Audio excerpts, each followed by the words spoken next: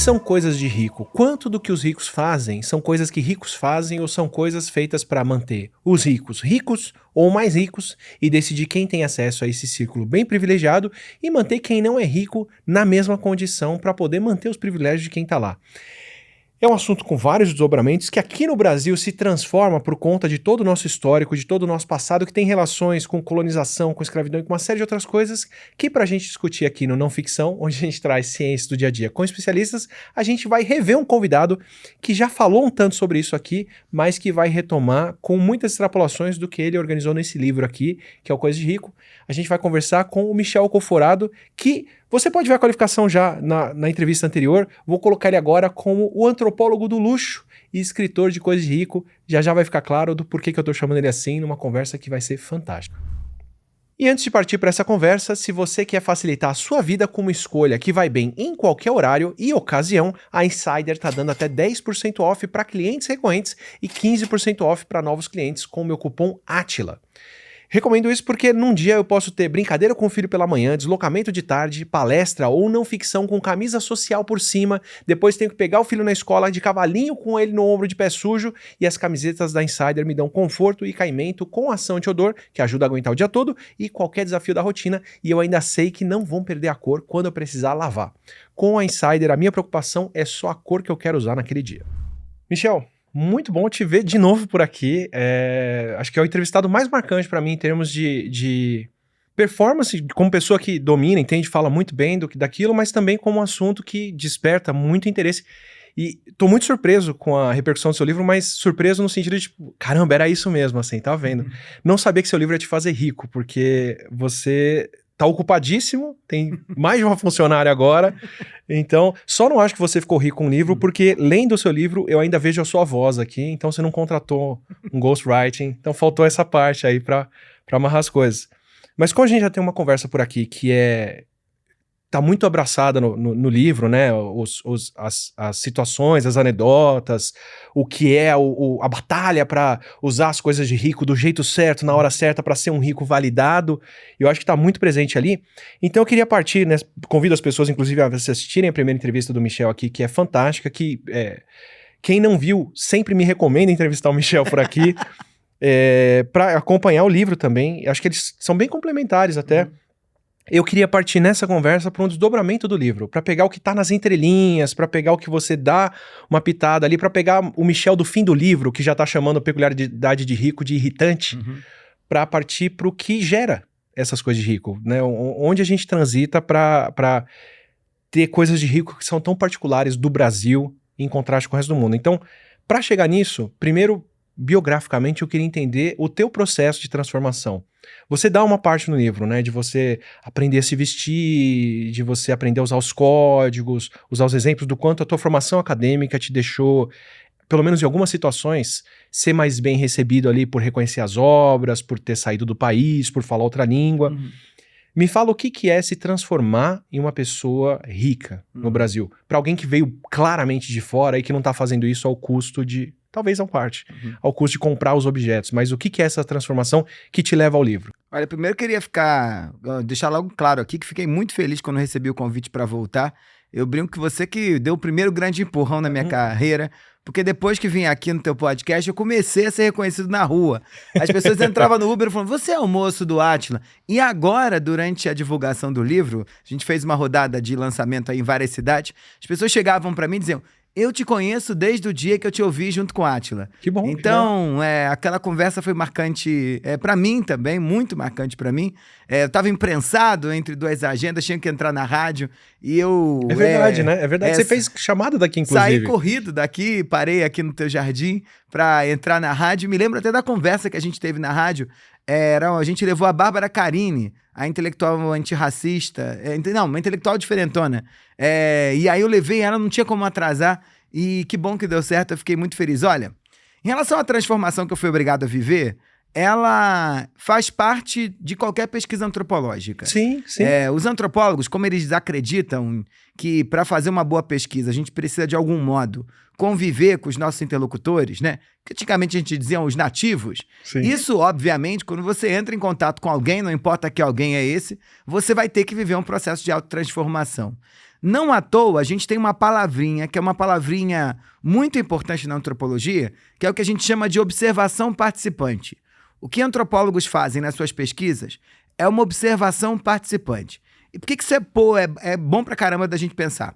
Porque quando a gente olha o teu jeito de fazer pesquisa e compara com o jeito das ciências humanas de fazer pesquisa, acreditava-se que o pessoal das ciências duras ou das ciências naturais tinha uma completa separação entre o pesquisador e aquilo. Bruno Latour, que é um baita antropólogo, infelizmente a gente perdeu ele, se eu não me engano, 2 anos atrás, ele vai mostrar que não, né? Até mesmo o pessoal da ciência dura coloca a própria subjetividade na hora que está fazendo a pesquisa. Mas tinha essa ideia, né? De que eu sou um pesquisador das ciências naturais, então eu observo um tubo de ensaio, o tubo de ensaio é outro tipo de coisa, eu sou um ser humano, então aquilo que eu vejo num tubo de ensaio não me afeta e eu não afeto nada do que aqui acontece num tubo de ensaio. O universo não se importa com os meus sentimentos. Exatamente. E no caso das ciências humanas, a gente acreditava que não. Quando um advogado vai defender uma petição, quando um historiador vai voltar nos arquivos da história, quando o antropólogo vai fazer sua pesquisa, há uma mistura subjetiva entre aquele que está fazendo pesquisa e aquele que está sendo pesquisado. E o mais legal na antropologia é que a gente começa a olhar o seguinte, olha, enquanto os sociólogos estavam tentando se parecer, no começo da formação da disciplina, muito com o pessoal das ciências naturais, dizendo, a gente olha o fenômeno de fora como coisa, como Durkheim falava, os antropólogos vão dizer, não, a gente aqui não, tá? A gente observa o fenômeno de tão perto, tão perto, tão perto, que a gente acaba participando. Então, o tipo de observação que a antropologia faz é uma observação tão junto do seu objeto que essa mistura entre um e outro acontece desde sempre. Isso é muito importante no nosso trabalho. Então, o que aconteceu comigo, aconteceu com outros tantos antropólogos, né? E quando a gente fala, só para te devolver já, quando a gente fala de observação participante, não é que o antropólogo se fantasia do grupo ao qual ele está fazendo pesquisa para se comportar como aquele grupo faz. Porque senão, né, fica só mais um antropólogo fantasiado de indígena, quilombola, população periférica ou rico. O que a gente está falando aqui é que essa observação que eu faço, ela é tão de perto, que ela te cobra algum grau de transformação e de participação. Ou subjetiva, ou física, ou moral, ou de expansão de horizontes. É assim que a gente faz antropologia. Isso aconteceu comigo do mesmo modo, né? A começar pelo processo de surgimento dessa necessidade de entender esse tema dentro de mim mesmo. Porque na antropologia aconteceu isso também. Desde que a gente decidiu que havia outras formas de fazer antropologia, que não eram aquelas onde a gente pegava um barco ou um avião, teco-teco, chegava naquele grupo social tão distante da gente, eu ia para a África, eu ia para a Ásia, eu ia para a Amazônia, para o Xingu, e esse deslocamento era um deslocamento geográfico que impactava no deslocamento também subjetivo, a gente começou a fazer pesquisa onde o primeiro ponto começa com esse deslocamento interno. Então é quando eu vejo alguma coisa que eu não estou entendendo, que é o que eu chamo da areinha no ouvido, assim. Falo assim, caiu mal pra mim. Tudo aquilo que cai mal pra gente é a porta de entrada pra fazer pesquisa. E aí já começa a transformação. Porque enquanto tá todo mundo olhando pro fenômeno do mesmo modo, as pessoas estão casando do mesmo modo, tendo filho do mesmo modo, se separando do mesmo modo, os antropólogos, depois que atravessam esse momento onde o tema entra com areia no ouvido, eles nunca mais olham para aquele assunto do mesmo modo. Então a minha transformação começa aí, de um Brasil onde eu vejo pessoas que diante dos olhos dos americanos, dos franceses, dos suecos, dos finlandeses, dos japoneses, seriam facilmente classificados como gente rica, e aqui no Brasil, você olha o fulano que mora num baita apartamento, tem babá, o filho na escola particular, carro blindado, viaja 2 vezes por ano para fora, essa fulana olha para si e diz, eu sou de classe média. Então quando eu olho para esse negócio, eu falo, isso aqui não faz sentido. Eu falo, tem antropologia aqui, é isso que eu quero fazer e como é que eu vou dar conta de me autotransformar para fazer essa pesquisa. E você teve que transformar aí... Eu já vi, eu entendo que, assim, não tem como não sair mexido das interações, certo? Especialmente se você está indo para um outro grupo. Te agradeço, inclusive, porque acho que parte do que a gente precisa na antropologia, eu estou supondo, você, por favor, me corrige, você partir de... Ela vai ser enviesada pelas perguntas que você pode fazer já, né? Para você olhar para alguma coisa e falar isso é diferente, você tem que ter o seu base do que descrever, né? Você não vai entrar numa sociedade diferente e vai descrever todas as interações, né? Dar uma mão assim, fazer isso. É sempre em relação a alguém, né? Isso. E eu preciso de alguém, eu, Átila, de classe média, me descrevendo rico, pra eu falar, realmente, isso é muito diferente. Senão, você tá descrevendo o natural, né? Uma ricaça que vai ler o que você tá falando. Peraí, por que ele tá achando que ter móveis desde sempre é uma coisa nova? Não é, é o de sempre. E os ricos muito ricos, ou leram e gostaram e acharam, olha, eu me vi em parte desse livro, mas boa parte do meu entorno é isso mesmo que você descreveu. São os outros. Ou aconteceu um movimento contrário, que sobretudo quando a gente está falando das elites tradicionais, isso aí é um ponto, eu acho que é interessante, que eu não tratei em nenhuma outra entrevista. Esse livro é sobre as elites econômicas. É gente que tem muito dinheiro e é obrigado a inventar um estilo de vida ou para fazer mais dinheiro ou para se manter na mesma posição. É óbvio que quando a gente está pensando em elites, e aí tem toda uma tradição da ciência política, da sociologia, de debater o conceito elite, a gente pode falar de elites culturais, a gente pode falar de elites, intelectuais, a gente pode falar de elites políticas e outras tantas elites. Esse livro é sobre elite econômica, ele é sobre dinheiro como marcador de diferença. Mas o pessoal das elites intelectuais fica um pouco chateado. Claro. Porque eles dizem, não, eu não sou assim. Estudei tanto pra você... Apesar de eu dizer que eles também são um pouco. Mas há um cômodo. E aí tem uma senhora muito sofisticada na alta sociedade paulistana, dessas que frequenta salas de museu, faz parte de grupos, né? Vamos abraçar o museu e associações, e assume logo um cargo dentro do museu para trazer... a última execução de Bach, né? E na Alemanha, que não é como ninguém, sei lá o quê. Quando perguntaram a ela sobre o livro, ela disse, um horror. Com R. Típico das elites paulistanas. Então, é engraçado esse aspecto aí. Depois da nossa conversa, eu fui ouvir um livro que é o Status and Culture, do David Marx, acho. E ele vai dando como... elites econômicas também usam a diferenciação de status e de cultura para conseguir status, né? Então, todo mundo ouve música clássica, mas só eu ouço a música clássica do século tal, da composição tal, na outra frequência, com esses outros instrumentos, e blá blá. E ele tá descrevendo as elites ali, e eu tô rindo, ouvindo o livro em viagem, pensando, ainda bem que eu não tô nesse jogo, né? Porque tem o cara que quer parecer rico, gastando pra ser como rico. Aí ele fala... E tem um outro tipo de elite, que é a elite técnica, que é o pessoal que estuda e se forma, e isso dá algum tipo de ascensão social, que não participa desse jogo. Aí mas eu não compro coisa de rico, eu só compro coisa que vale muito a pena. Eu só gasto muito caro se for uma coisa muito boa. Que são as pessoas que acham que coisas só valem quando elas... ter alguma função. E fazem o consumo de rico, mas justificando por algum benefício. Eu falei, tô nessa merda também. Não tem como fugir, né? Não tem como fugir. Olha, que bom que não tem como fugir. Porque é um sinal que você tá envolto, né? Ou faz parte de uma sociedade. E tem um negócio muito legal nessa coisa de uma certa elite intelectual, das disputas como eles vão fazendo. O primeiro aspecto que eles vão disputar, que eu acho que é decisivo, é se você lê tradução ou se você lê o original. Sim, né? Então você andou pela universidade, você sabe bem como eu. Primeira coisa que eu me lembro quando eu sentei nos bancos da universidade, na pós-graduação sobretudo, era o fulano que reclamava da tradução. E entre os psicanalistas é a mesma coisa, né? E aí eu brinco que todo psicanalista que senta aqui ou em qualquer lugar vai dizer, mas o conceito de desejo, aí Dasein e não sei o quê, mas a diferença entre instinto e pulsão, e aí eles falam palavras em alemão, mesmo que a audiência não saiba alemão, todo mundo concorda, dizendo, a tradução é um problema. Pelo fato de, se você domina a língua materna e lê no original, te faz melhor. Então, fulano que leu Marx no original é melhor do que alguém que não leu. Fulano que leu Lacan em francês, sentou na aula do Lacan, vale mais do que alguém que leu Lacan comprado aqui no sebo da esquina. Então, baita processo de diferenciação. O segundo ponto que eu acho interessantíssimo também é quando eles se valem de um autor importante, sei lá, Guimarães Rosa. Já é um desafio você ler Grande Sertão Veredas, ler Sagarana, ler esses todos. Mas a diferenciação não tá, porque ele parte do pressuposto que você leu. Mas aí o fulano vai dizer, o que eu gosto mesmo são das cartas. Que o Guimarães...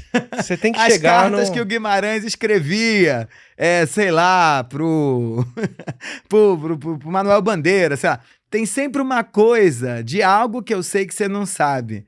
E na academia, sobretudo nas ciências humanas, essas diferenças são muito interessantes, assim.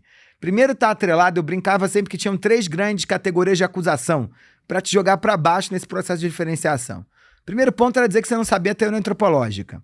Então, nas ciências humanas, saber teoria é importante. Então, os sociólogos são acusados, falam, não leu, não sei, não sabe teoria.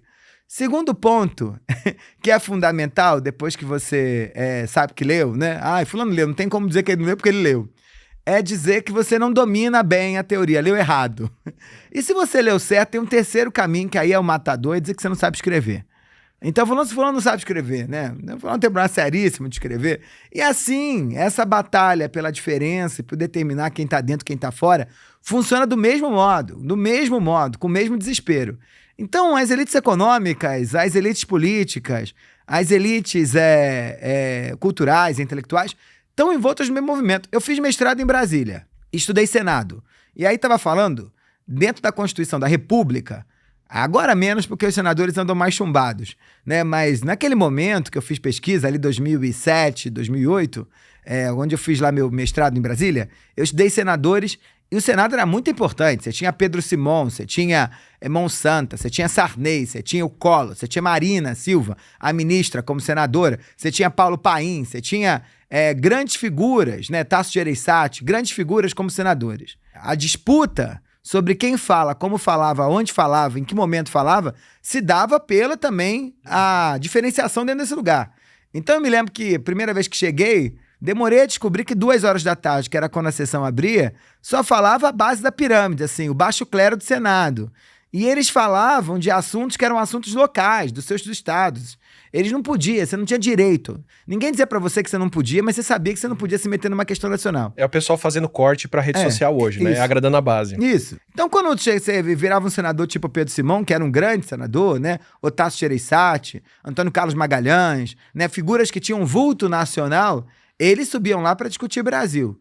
E aí a batalha de diferenciação era isso. Como é que você ia crescendo e ganhando vulto dentro da casa, ao ponto de, mesmo todo mundo tendo mandato, mesmo todo mundo tendo um gabinete, mesmo todo mundo tendo o mesmo direito dado, otorgado pelo povo, dentro do jogo, o jogo era diferente. Então a batalha pela diferença é algo que nos atravessa. O que eu vou fazendo ao longo do livro é entendendo que, olha, eu entendi que quero estudar rico. Agora, para eu conseguir entrar aqui, eu também vou ter que aprender que jogos de diferenças são esses para eu me transformar e ser aceito. Porque senão você não entra. Você foi dando essa trajetória, né?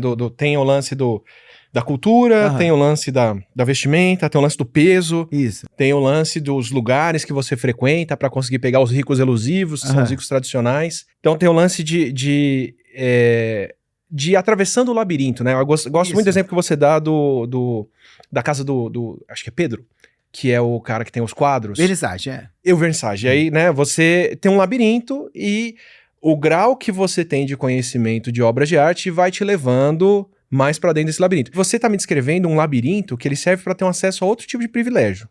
Pra você era poder perguntar pra galera o que é aquilo, né? O poder ter espaço pra ser ouvido pelos ricos e deixarem ver como funcionam as coisas de dentro mesmo. Mas algo que aparece só de lampejo no seu livro, e em alguns momentos, qual é o benefício que quem passa por isso escolhe. Porque participar das festas, ok. Participar ser reconhecido como rico, ok. Mas um momento que pega pra mim é quando você fala, por exemplo, dos Gindli, que bancaram, começaram como comerciantes, foram fazendo os cursos, foram fazendo as coisas, e aí quando conseguiram um sobrenome, quando casaram bem, conseguiram um contrato pra renovar o Porto de Santos. Eu queria entrar um tantinho nisso assim também. Atravessar esse labirinto é um filtro de escolher quem vai ter acesso a privilégios também, né? Privilégios econômicos, sobretudo. Isso. Né? Tratando de uma elite econômica, que tipo de privilégio? Eu queria um pouquinho mais disso, assim. Você precisava desse acesso para os privilégios de conhecimento. Não, mas eu com muita clareza, eu acho que eu dou um lampejo no livro, mas assim, eu também ganhei dinheiro a partir desse livro. É verdade. Ganhei dinheiro como? Ganhei dinheiro que boa parte desse dinheiro, ou posso dizer que quase todo dele, nesse primeiro momento que acontece a pesquisa até a defesa da tese, eu investi inteiramente na pesquisa. Investi inteiramente na pesquisa por quê? Porque a primeira pergunta que me fazem é como é que eu banquei a pesquisa? Eu banquei a pesquisa fazendo o que os ricos fazem para bancar a própria vida. Porque o fato deles começarem a me reconhecer como antropólogo dos ricos e começarem a ver que dentro dos seus mundos a filosofia já era algo gasto, a psicanálise já estava gasta, chamar, sei lá, o colega da esquina que sabia sobre vinho e já estava algo gasto, o antropólogo apareceu como uma figura que gerava diferenciação dentro dos seus meios. Então eles começam a me contratar como professor de antropologia. E eu, Átila, ganhava por aula a mesma coisa que eu ganhava por mês de bolsa. Sim. Sim. E eu dava a aula beça. Então eu começo a pegar esse dinheiro e é isso que vai bancar o acesso ao restaurante, a viagem para Genebra, sei lá o quê. E eu começo a fazer isso com o quê? Como? Eu começo a fazer isso inventando, né? Essa persona que vai impactar na forma como eu visto, no meu peso, como você colocou, para conseguir existir. E o mais legal desse livro, assim, que ele é um livro de formação mesmo do eu, né? Sim. E o que eu mais adorei quando me falaram logo que o livro foi lançado foi que era a mesma batalha que o novo rico enfrenta quando ganha dinheiro e precisa se inserir nesses novos ambientes. Tudo aquilo que eu sabia não interessava, mas eu sabia alguma coisa que podia interessar. A moça que sai, sei lá, do extremo leste de São Paulo e fica rica e muda para Anália Franco, ela joga quase tudo fora, mas ela precisa aprender um bocado de coisa. Sim. Mas ela tem alguma coisa que interessa. E ela vai começar a tentar rentabilizar aquilo. Ela muda a roupa dela, ela fica de olho no que os outros estão usando. Isso é para quê? Para te dar uma posição social onde você tem acesso a privilégios simbólicos nas relações, encontrar pessoas. Mas no final do dia, esse povo do livro aí tá preocupado com dinheiro. Tá preocupado em como é que dinheiro vira mais dinheiro. Porque no modelo de sociedade, onde você, para parecer mais rico do que ou para parecer sempre rico, você precisa gastar dinheiro, então a gente mobiliza dinheiro, né? As taxas de poupança no Brasil são baixíssimas, né? A gente tem uma das maiores economias do planeta, com taxas de poupança baixíssimas. Ou seja, o dinheiro tá girando, né? Entre os ricos, né? O dinheiro gira. Então as pessoas estão sempre com a preocupação de como é que elas vão continuar fazendo mais dinheiro para bancar aquele status. Ontem mesmo eu estava numa reunião com pessoas da sociedade paulistana e eles estavam com toda a clareza, né? Eu, ainda meio abobalhado, depois de tanto tempo, de tanto livro, me pergunto por que as pessoas ainda trabalham, né? Porque eu olho para a vida delas, eu olho para a trajetória de sucesso que elas tiveram e eu fico pensando, fulano pode parar. E aí, uma dessas senhoras da alta sociedade vira para mim com muita gentileza, com a minha falta de sabedoria, e fala: ô Michel, a gente pode parar, mas se a gente parar, a gente não vai viver essa vida que a gente leva. Então, vai ter que cair o padrão de vida. Isso é inadmissível no Brasil. E é admissível em qualquer lugar do mundo. Um rico americano sai de Nova York e vai morar na Flórida, né? Ou senão muda para o Panamá. O rico francês sai de Paris, que é caríssimo, vende aquilo tudo e vai morar, sei lá, no sul da França. O rico da Itália sai, sei lá, de Milão e vai morar na Sardenha, porque é mais quente, porque é mais barato. O inglês vai para Portugal. O inglês vai para Portugal. Todo mundo, no mundo todo, aceita que tem um determinado momento que você tem que dar um passo para trás no seu consumo, que você não produz mais. Você vai ver a partir daquilo que você acumulou. No Brasil, não. No Brasil, as pessoas ganham dinheiro, elas ficam querendo sempre mais, porque tem essa loucura de que na medida em que eu entro num outro padrão de consumo, um novo padrão de necessidade se impõe para mim. Sim. Então nunca estou satisfeito. Você conseguiu ter um barco em Mônaco, mas agora você tá vendo todo mundo que tá parado no começo do pier, que é muito maior. Você nem conhecia aquele povo.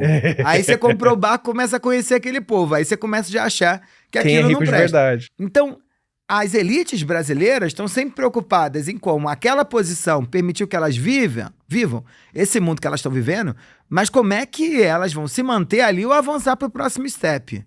E isso eu acho muito novo. E como é que elas fazem isso? Articulando e objetificando comportamento, amizades, família, trabalho, qualquer ponto de contato.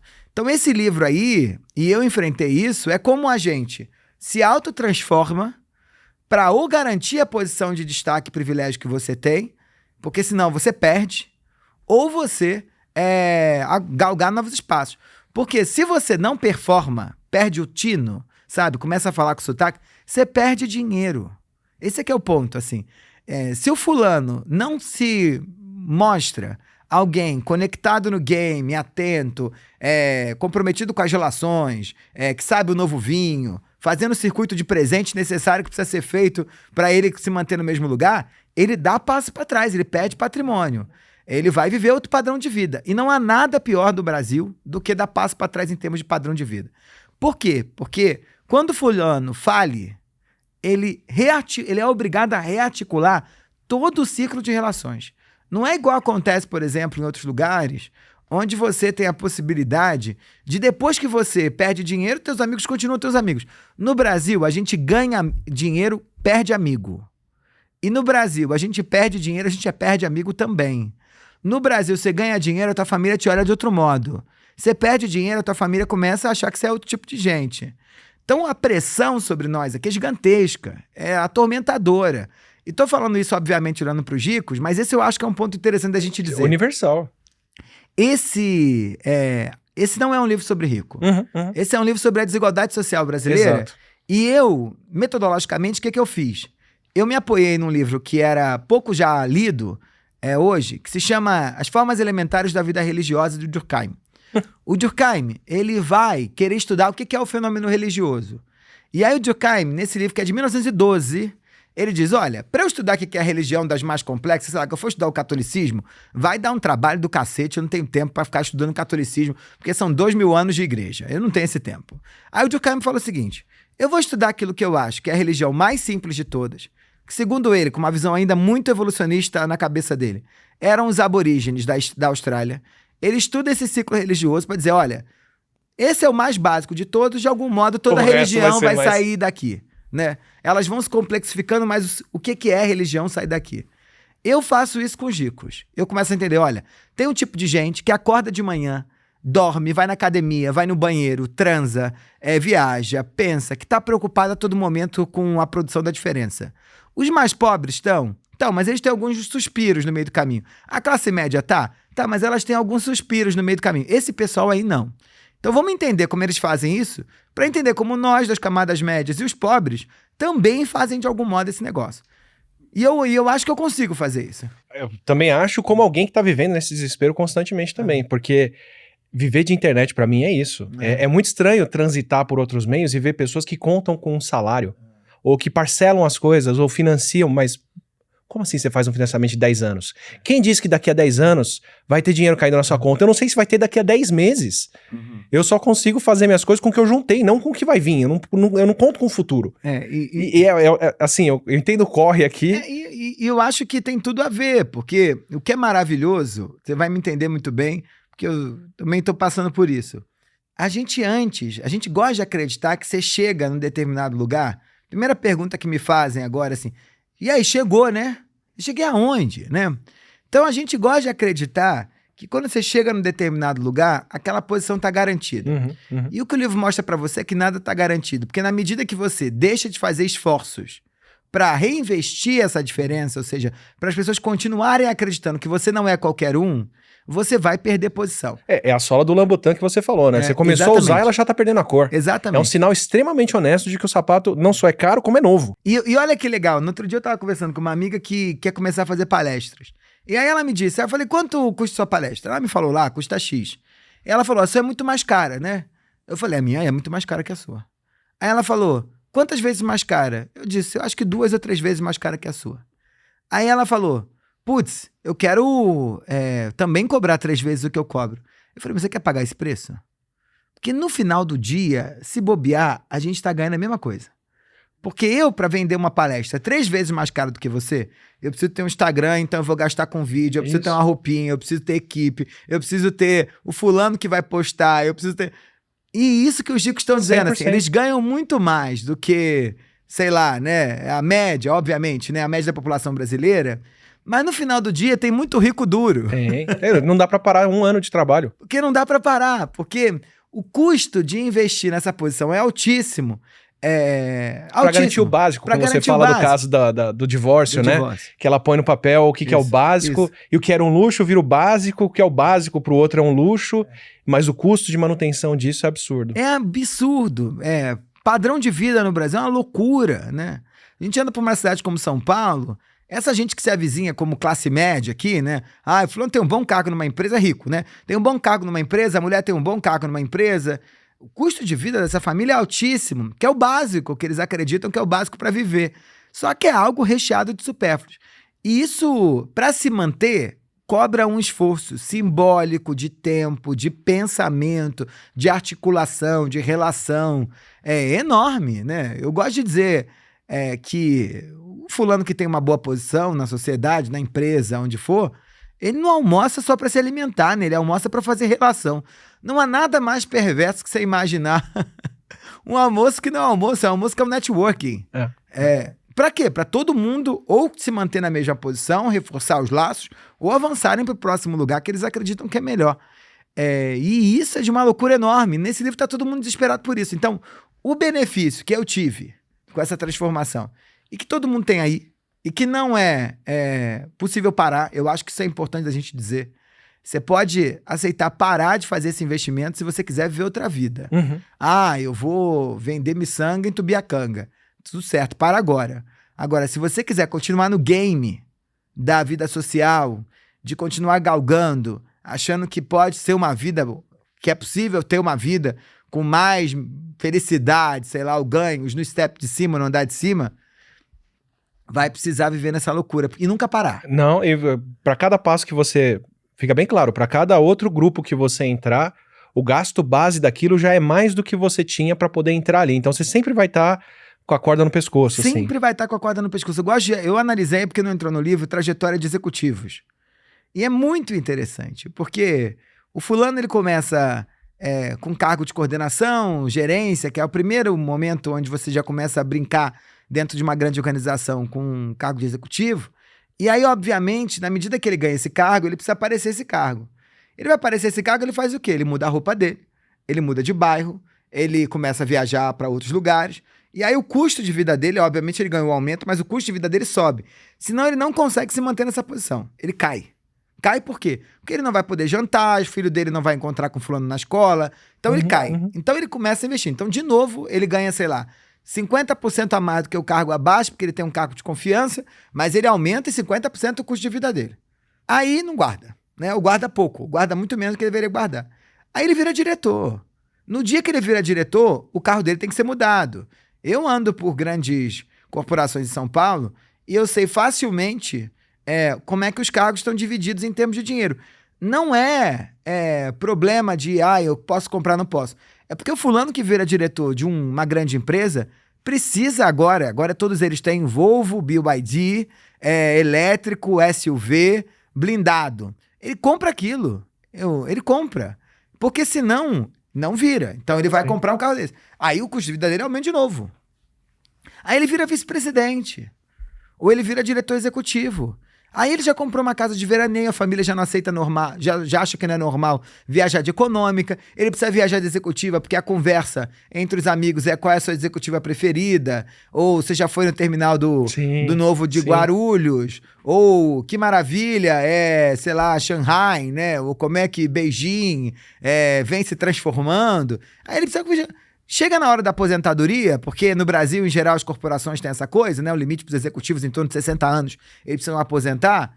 O fulano chega lá, ele tem uma poupança assim. E um padrão de vida assim. E aí ele diz, não, eu vou ter que ir embora. Vai parar? Não vai parar. Não vai parar porque ele não acumulou e não vai parar porque ele não quer dar passo para trás, porque senão a relação dele se rompe. Ele abre uma consultoria. E ele abre uma consultoria que ele precisa dizer que ele parou, mas ele é muito bem sucedido. Isso. E aí ele continua, às vezes até aumenta esse padrão de vida. Eu venho acompanhando agora um executivo, que eu estou fazendo uma pesquisa, é maravilhoso, ele perdeu o cargo agora. Toda semana ele está num lugar do mundo. Ele está ou na Quinta da Baronesa ou na Fazenda Boa Vista, ou ele foi para Tailândia, para a China, ou ele estava no outro dia no Havaí, ou no outro dia ele estava em Nova York, e tudo isso ele vai postando. Por quê? Porque ele quer continuar no game. Sim, a rede social eleva essa necessidade a um absurdo, assim. Então ele tá torrando patrimônio, porque eu sei que ele não tá trabalhando. Tipo, ele já guardou pouco, e ele tá torrando o pouco que tem. Mas ele tem escolha? Não. Porque se ele não torrar isso, ninguém vai acreditar que ele tem bons projetos. E aí o que vai acontecer? Ele não vai conseguir manter esse padrão. Então fica nesse enigma. O que dá em geral? O cara quebra. O que dá em geral, o cara quebra. Eu gosto de dizer isso, assim. Todo mundo de uma classe média tradicional, numa grande cidade como Rio de Janeiro e São Paulo, sim, eu não tô falando de classe média, tô falando de classe média tradicional, sabe? Do Genópolis, de Pinheiros, dos Jardins. Tem uma história pra contar de que a família era rica e perdeu tudo com o vovô, com teu pai, sei lá com quem. Porque é aqui que tem um enigma. Aqui tem um pulo do gato, sabe? Que precisa ser feito. Aqui tem um pulo do gato. Sim, se quiser continuar com esse padrão, vai ter que continuar jogando esse game. E aí é máquina de aposta, é bet. É bet por quê? Porque pode dar certo e pode dar errado.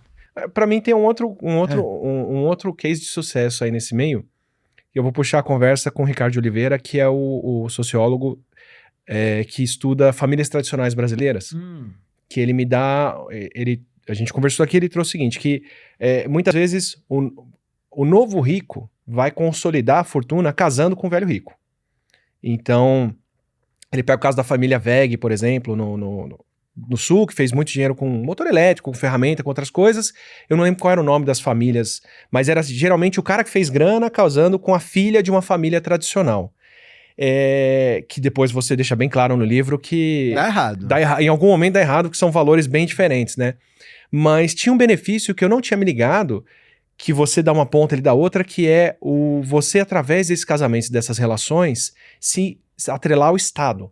Então, ele fala, por exemplo, a família tradicional, ela não vai ser rica só porque ela tem patrimônio, é porque tem cargo no TCU, tem cargo no STF, tem cargo no STJ, porque tem essa relação política que viabiliza as coisas, né? Se não se atrelar ao Estado, em algum momento, todas elas vão se atrelar ao Estado em alguma hora. O rico que você me dá como mais rico aqui, que é o cara que tem que é o cara que o sujeito... Você dá o rico do iate, o rico do elevador de iate e o rico mesmo que os dois... Não admiro, que é o cara que o pai foi pego na Lava Jato. Então, assim, o maior garantidor de fortuna de todos aí é o vínculo com verba pública. E olha que interessante, né? Primeiro que tem que se atrelar ao Estado de alguma forma. Assim, um casamento entre o rico tradicional e o novo rico seria lindo. E seria lindo do ponto de vista da reprodução da diferença no Brasil. Porque você teria a capacidade de transformar um capital econômico em capital cultural, intelectual, social, da migração desse valor tradicional para cá, e do mesmo modo vasos comunicantes, né? Que no Japão é a família tradicional adotando o genro e botando o sobrenome dele, né? Adotando o gerente da fábrica. E na França acontece a mesma coisa. No Brasil não funciona desse jeito.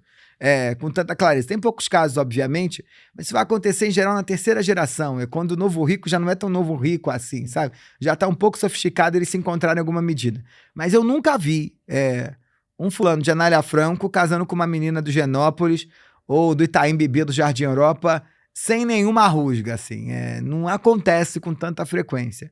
Mas seria lindo, porque essa família que já vem perdendo, apesar de todo o acúmulo de capital simbólico, já vem perdendo capital econômico, ela resolveria esse dilema com o vaso comunicante aqui sendo preenchido pelos novos ricos que têm dinheiro, não tem capital econômico, não tem capital social, cultural e... Não é um Matarazzo. Não é um Matarazzo. Então não teria isso. Então esse eu acho que é um ponto interessante. E aí, voltando na tua pergunta, o que é decisivo dentro desse processo todo é que esse jeito de se conectar com o Estado está muito atrelado à maneira como a gente produz rico aqui, né? Por quê? Porque o fulano que fica rico, ele fica rico. Não estou dizendo que herdou a riqueza. O que fica rico, ele fica rico para deixar os marxistas felizes do jeito que o Marx já tinha apontado, né? Não tem outro jeito de ficar rico. Ou você ganha uma loto, que não é sorte, né? É só Deus aí, sei lá o que você fez para resolver esse negócio. Ou você explorou outras pessoas.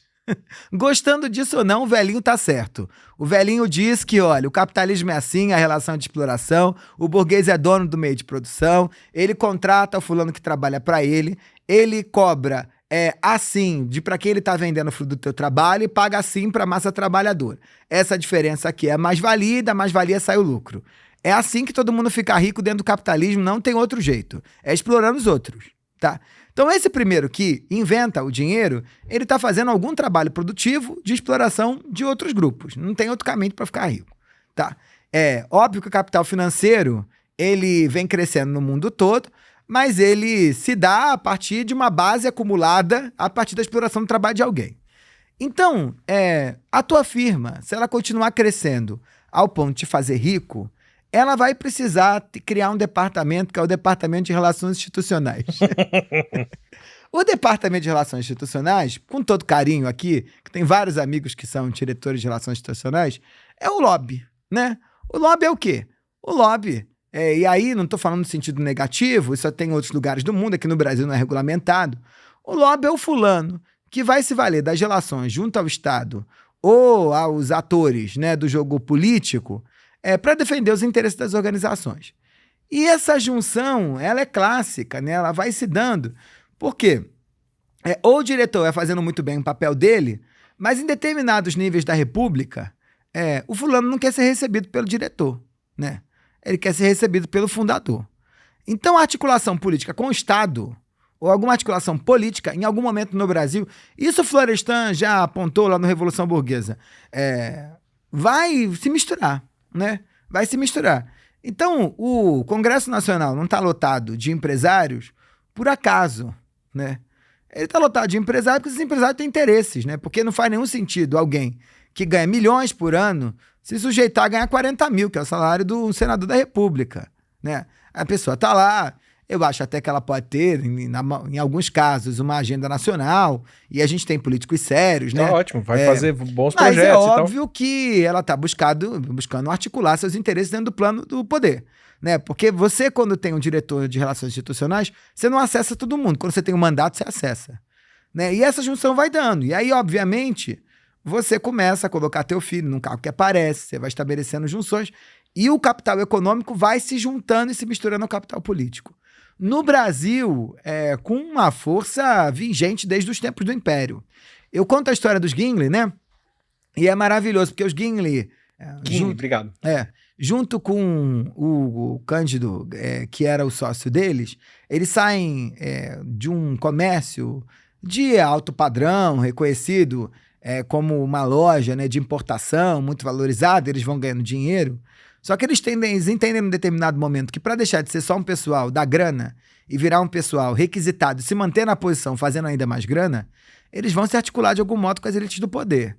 Então, eles abrem uma construtora, eles constroem também depois o Porto de Santos, mas tem uma grande sacada e a grande virada que se dá no século XIX, que é quando eles se alinham a uma figura que, se eu não me engano, era filho de um senador do Império, tá? É nessa junção do capital econômico com o capital político que eles dão um grande passo que vai ser a revolução do padrão. Então, esse é um caso interessante, porque se nos Estados Unidos ou na França, mas sobretudo na Europa, e a França é um caso exemplar nesse jogo, a junção do capital econômico com capital intelectual, cultural e social é o que fundamenta a reprodução dessas duas famílias para continuarem nas posições de poder. No Brasil, você casa com o Estado. Você não casa com o rico tradicional. Porque é mais barato casar com o Estado, mais fácil, né? Mais fácil casar com o Estado do que casar com um grande sobrenome. E todos eles casam com o Estado, né? A gente pode pensar aqui, né, sem nenhum juízo de valor para não receber processo. O caso, por exemplo, do Ratinho, né? Do Ratinho Massa. Que é um cara que vem de baixo, ganha dinheiro pra caramba, não sei o quê, funda o grupo, e agora o filho é governador, né? Você pode pensar o caso, também sem nenhum juízo de valor, do senador Tasso Gereissati, né? Sim. Que é também um caso, e o senador Tasso Gereissati, a carreira do Ratinho eu conheço pouco, mas o senador Tasso Gereissati, um cara sério, né? Preocupado com a agenda nacional. E outros tantos, né? A gente pode falar da família Maggi, Sim. da soja, né? Se não me engano, Blairo foi senador, alguém da família Maggi, que já não lembro direito, foi senador. Foi ministro da Agricultura. E ministro também, da Agricultura. Né? Ou a gente pode pensar em outros movimentos também, da organização de grupos políticos apartidários, né? Que mobilizam mulheres, ou mobilizam a sociedade civil, ou abre uma ONG, os jovens. Em alguma medida, as elites econômicas aqui, elas vão precisar casar com o Estado para continuar na posição que estão. Quem quiser um crash course disso, quem quiser uma introdução rápida a isso, é só acompanhar o caso do Banco Master. Sim. 100% isso. Casou, é muito hábil, né? Muito hábil em articular como é que dinheiro aqui. É maravilhoso isso. E esse ponto é legal, essa provocação, porque nem eu tinha pensado, quando escrevi o livro, essa coisa. No Brasil, a gente casa com o Estado. A elite brasileira, em alguma medida, casa com o Estado, né? Então, esse movimento muito forte agora da crescimento da filantropia entre os ricos brasileiros é uma forma de organização da sociedade civil também para conectar com o Estado, né? Porque você começa a participar de rodas que são rodas para além da conversa econômica. Então, você começa a fazer parte do conselhão do governo, você já é chamado em Brasília pelo impacto que você tem. Então, não é por acaso, não é por acaso. A gente casa com o Estado. Para a consolidação mais longa aqui, mais durável. Para quem quiser mais sobre isso e uma discussão sobre como a fundação do Brasil está nessa relação do Estado com pessoas que individualmente vão fazer as benesses do Estado e vão, ao mesmo tempo, se beneficiar disso, dá uma olhada na conversa com a Adriana Romero, em que a gente trata da história da corrupção no Brasil, como ela foi pedra fundadora do país, assim.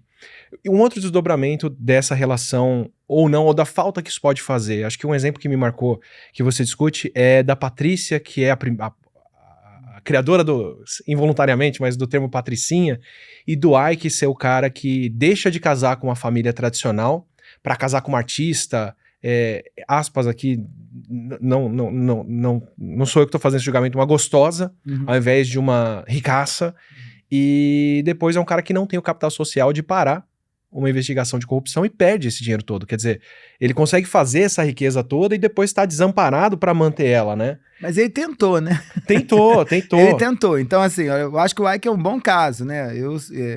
O Ike ganha dinheiro, se transforma, se eu não me engano, no quarto homem mágico do planeta, naquele momento.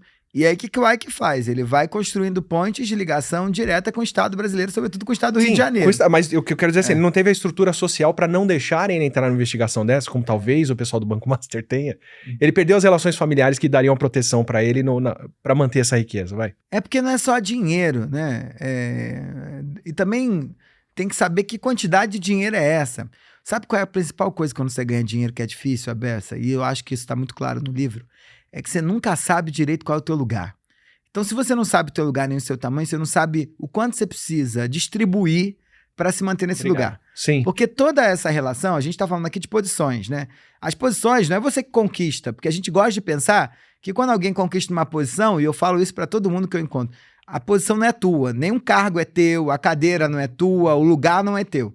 Você tem que articular um conjunto de relações, negociar um conjunto de interações que vão te sustentar nesse lugar. Você vai sentar numa mesa cheia. Quem vai te dar espaço? Isso, né? Você vai sentar numa mesa cheia, onde deixaram você sentar. Não é você que conseguiu nenhuma mesa. Isso é pro fulano que conseguiu um trabalho aqui que está assistindo a gente, pro presidente da República, pro dono da firma. Todo mundo está sustentado por uma rede.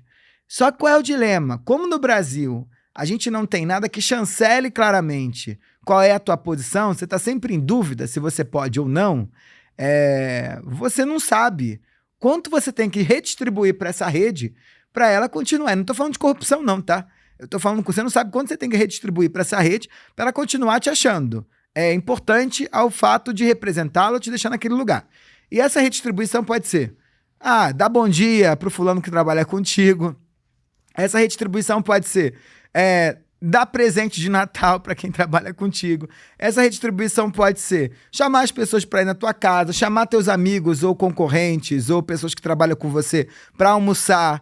Você tem que manter essa rede ativa, porque sem essa rede você cai. Uhum. O que aconteceu também no caso do Ike, que eu acho que é muito representativo dentro desse jogo, é que a rede dele foi sendo implodida com as operações de investigação de corrupção, né? Então, o governador, os outros políticos vão caindo. No caso do Vocaro, pelo que eu leio nos jornais, me parece que ele caiu antes da rede, né?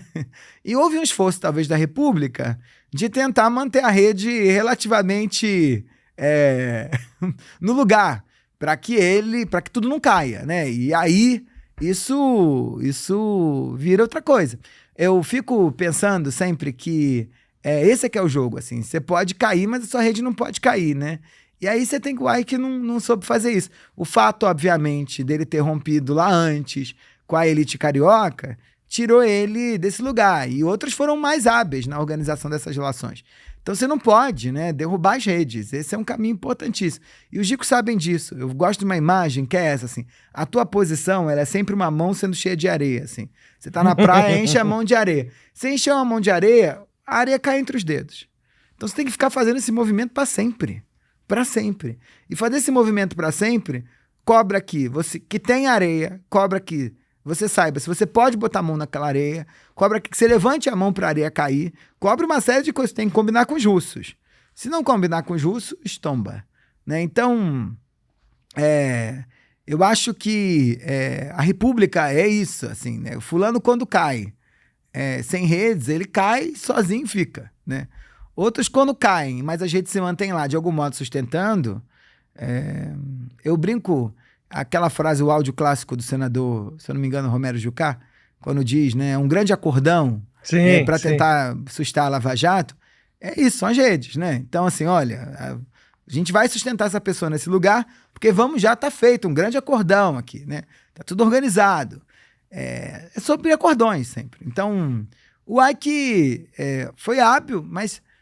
E sabe um negócio que é importante, Átila, é que quando você tá nesse lugar, você não tem dimensão da posição, você não tem dimensão das redes, direito, porque é tudo simbólico, tá tudo na cabeça da gente, né? É quase uma grande fantasia. E você também não tem noção de onde vai vir o tiro, né? Então... É uma hipervigilância, no fim, É uma né? hipervigilância. De cuidar de todos os pormenores para garantir que a coisa se segura. É uma vida enlouquecedora, né? Sim, a vida... aí não estou defendendo o Vocaro ou qualquer outro, mas a vida de alguém que assume essa posição que esse cara assumiu é uma vida de hipervigilância. Porque, primeiro que a posição de destaque, uma posição que cobra, né, uma série de acordos, você precisa reinvestir esses acordos sempre, os acordos são infinitos, acordos com a imprensa, acordos com o judiciário, acordos com os empresários, acordo com o fulano que vai vender teu CDB, acordo com todo... São os pratos todos. É muito prato, né? É muito prato, é muito difícil mesmo. E dentro de tudo que podia ser, você faz várias vezes o contraste entre como é o Brasil, como são os Estados Unidos, como é a França. Eu gosto muito quando você entra na diferença de como a gente tem uma relação com bens e com coisas abstratas como ações, como títulos, para a diferença da Europa. Eu quero pegar algumas conversas que a gente já teve aqui e te pedir para dizer se ressoa. Porque eu quero entrar agora no quanto a história do Brasil fez a gente ter essas coisas de rico no Brasil, diferentes de coisas de rico de outros lugares. Não só como a forma como a gente construiu riqueza aqui no país e gerou essas coisas de rico e esse passado que você apaga, que em parte é para tornar ele eterno, dizer que sempre foi assim, e em parte é para dizer que esquecer de onde veio esse dinheiro, né? E as custas de quantas pessoas compradas e escravizadas aquilo aconteceu. Você tem uma conversa que a gente já teve aqui, que eu já gravei, mas que ainda não foi ao ar e não deve ir ao ar antes da nossa entrevista, que é com o Leonardo Marx, em que a gente discute como o Brasil foi necessário para a Europa enriquecer. Não só como o ouro brasileiro basicamente banca, em grande parte, a revolução financeira inglesa, que ainda faz a Inglaterra rica até hoje, mas como para você... Vou usar o caso que você diz ali, das ações, né? Onde começam as ações? De onde vem a base do sistema capitalista ali? São holandeses, ingleses, europeus em geral, investindo nas companhias das Índias, né? Que iam no começo pegar especiarias, depois escravizados. E aí é uma coisa que é tão cara que uma pessoa só não pode fazer, todo mundo se junta, compra opções na empresa e depois reverte o lucro. Então me parece que a gente viveu pontas diferentes desse enriquecimento. Os europeus viveram o que era você investir numa empresa e colher o lucro dela. A gente viveu a realidade que fazia isso ser viável, que é você comprar pessoas e esfolar literalmente essas pessoas até a morte delas para o que ela faz, produzir, ser 100% absorvido pela empresa e vendido na Europa depois. Né? Então, enquanto o europeu estava com a mão limpa, investindo em ações de uma companhia das Índias, a gente estava aqui com as mãos sujas, pondo essas pessoas traficadas para trabalhar. Então, eles enriqueceram por séculos, investindo em ações e vendo o dinheiro abstrato operando.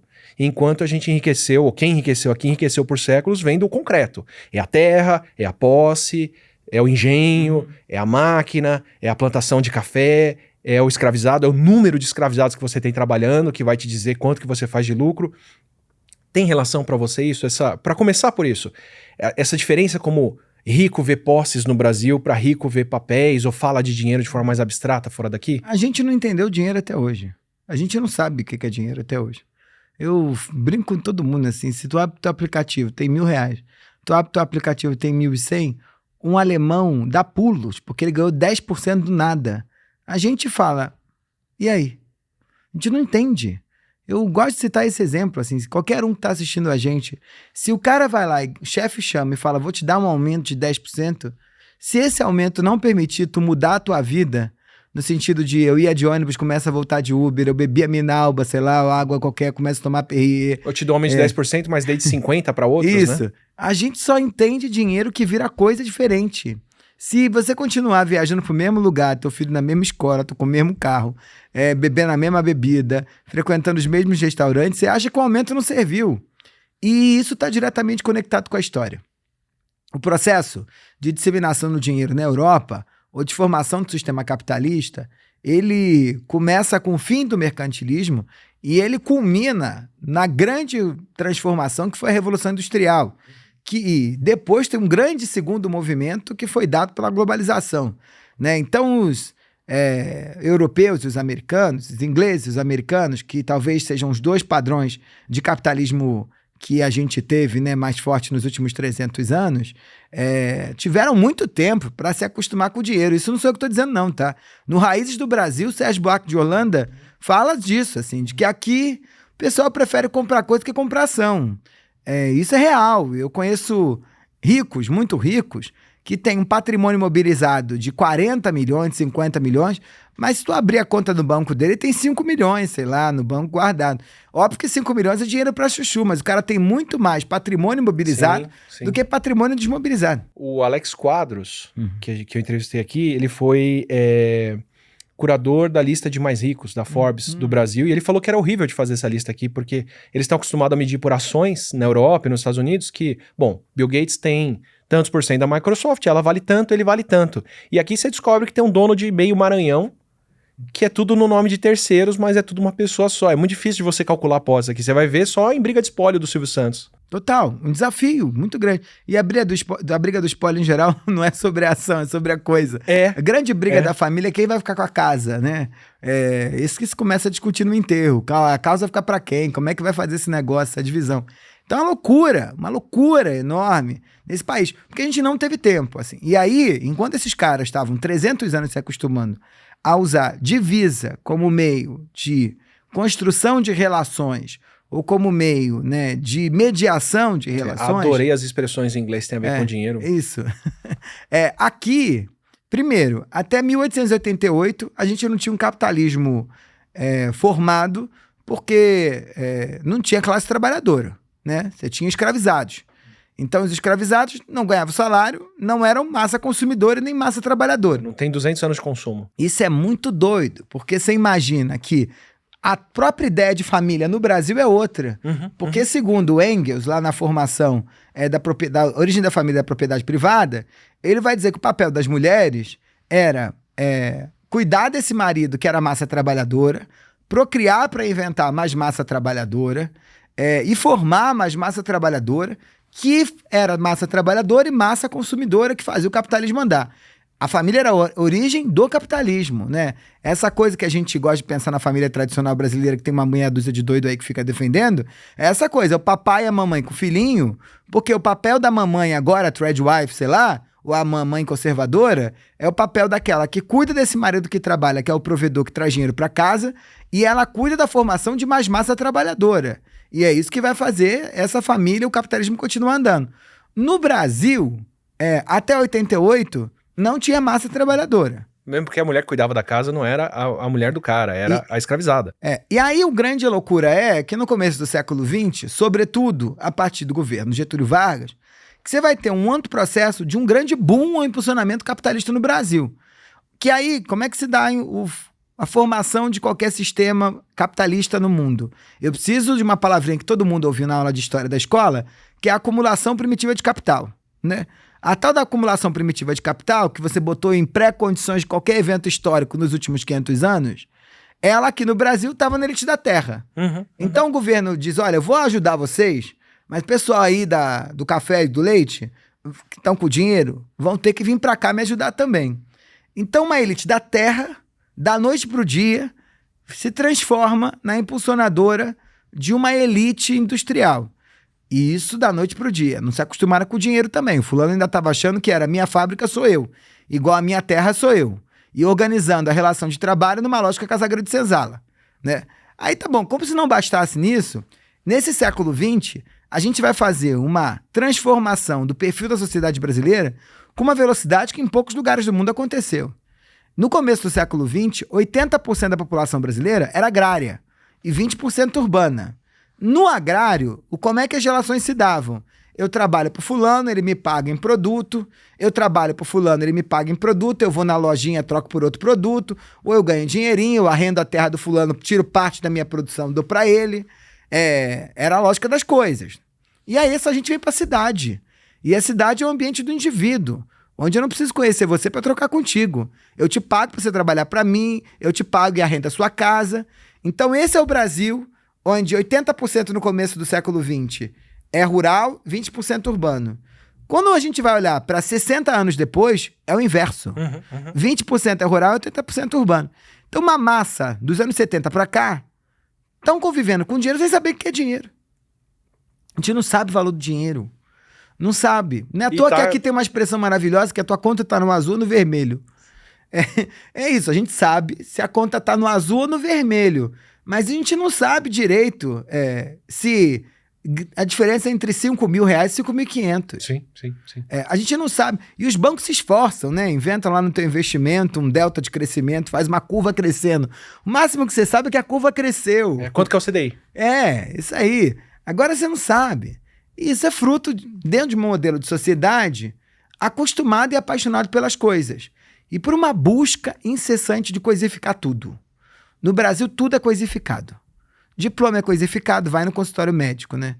Consultório médico, fulano vai colocando os diplomas. Eu não fui buscar meu diploma até hoje. E vira e mexe me cobra. Cadê seu diploma? Eu não tenho diploma.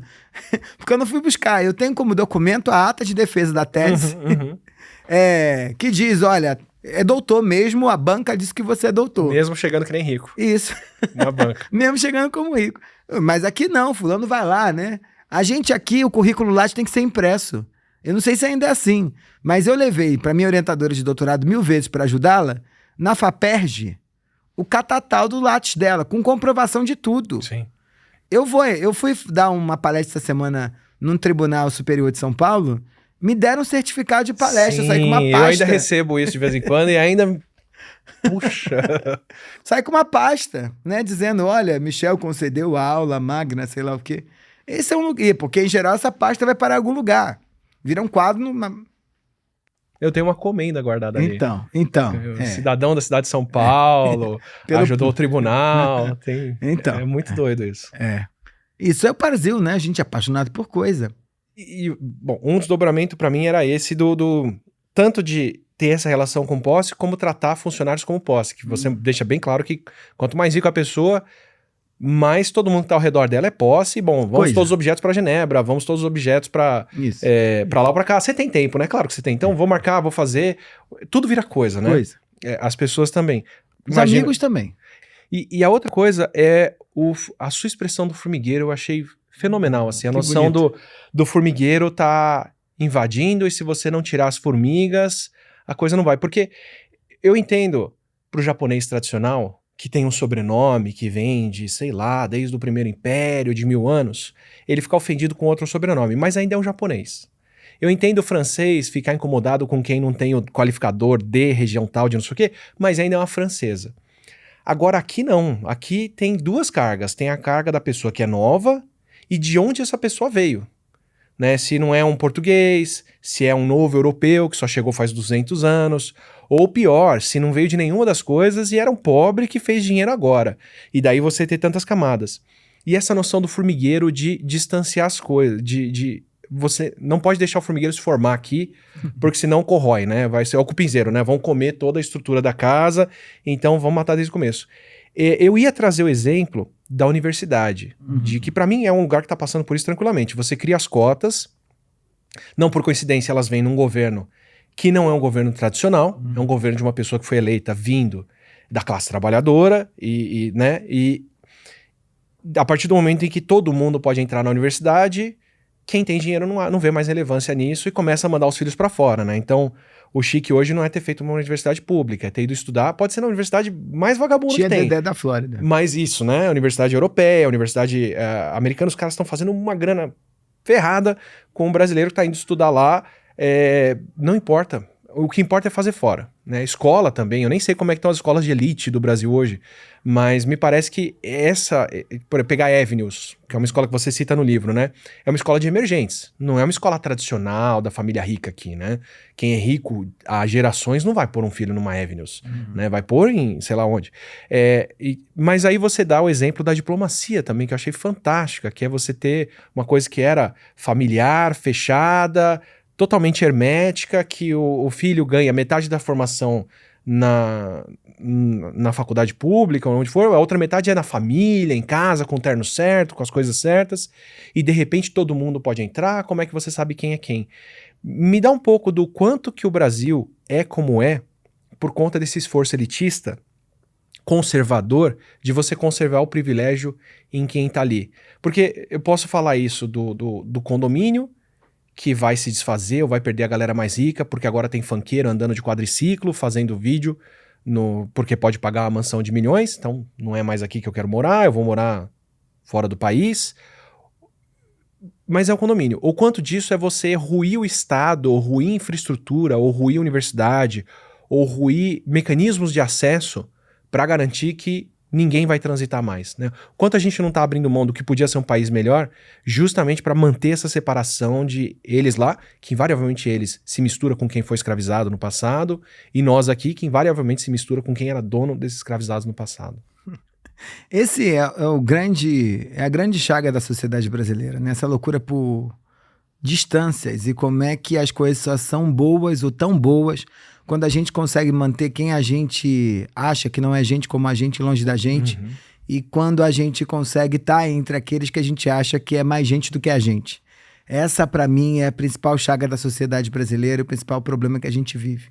E eu fico muito feliz que você tenha lido com carinho essa parte das formigas, porque é uma das partes que eu mais gostei, e quase ninguém fala. Sabe aquele negócio que você vai escrever no livro e você fala, cara, isso aqui eu achei que é inteligente, hein? Uma baita sacada. E aí você vai lá e escreve, ninguém lembra disso, todo mundo passa, é só uma história de formiga. Não é, porque eu lendo, primeiro eu encontro com essa senhora, que é uma senhora do Morumbi, Dona Aurora, se eu não me engano, foi esse o nome que eu dei a ela, e ela diz pra mim, né, que formiga em casa topada é inveja. E aí, quando ela me diz isso, eu anoto no meu caderno de campo, que era isso que eu fazia todos os dias quando eu chegava em casa, e eu começo a me dar conta, quando eu tentava reproduzir aquela conversa no meu caderno, que não era a primeira vez que eu tinha falado ouvido no Brasil que formiga era um problema. Que era, formiga no Brasil era um problema com a Dona Aurora, mas era um problema no Saint-Hilaire, que ia dizer que o problema do Brasil era saúvas, né? Sim. Ou o Brasil mata a saúva, ou a saúva acaba com o Brasil, né? Era uma coisa dessa.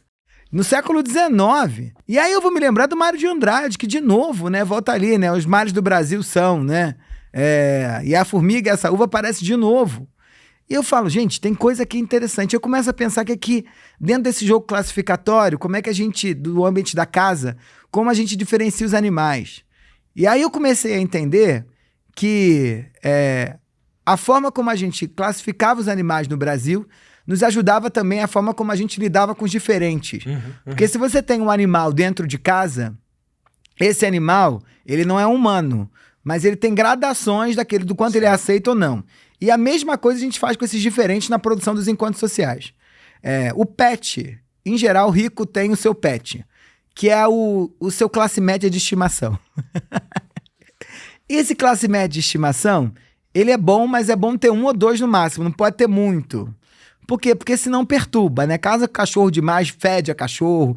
Casa com cachorro demais ou gato demais, dá trabalho. Você não consegue ir a todo lugar por causa daquele teu pet. Mas o pet é um carinho seu.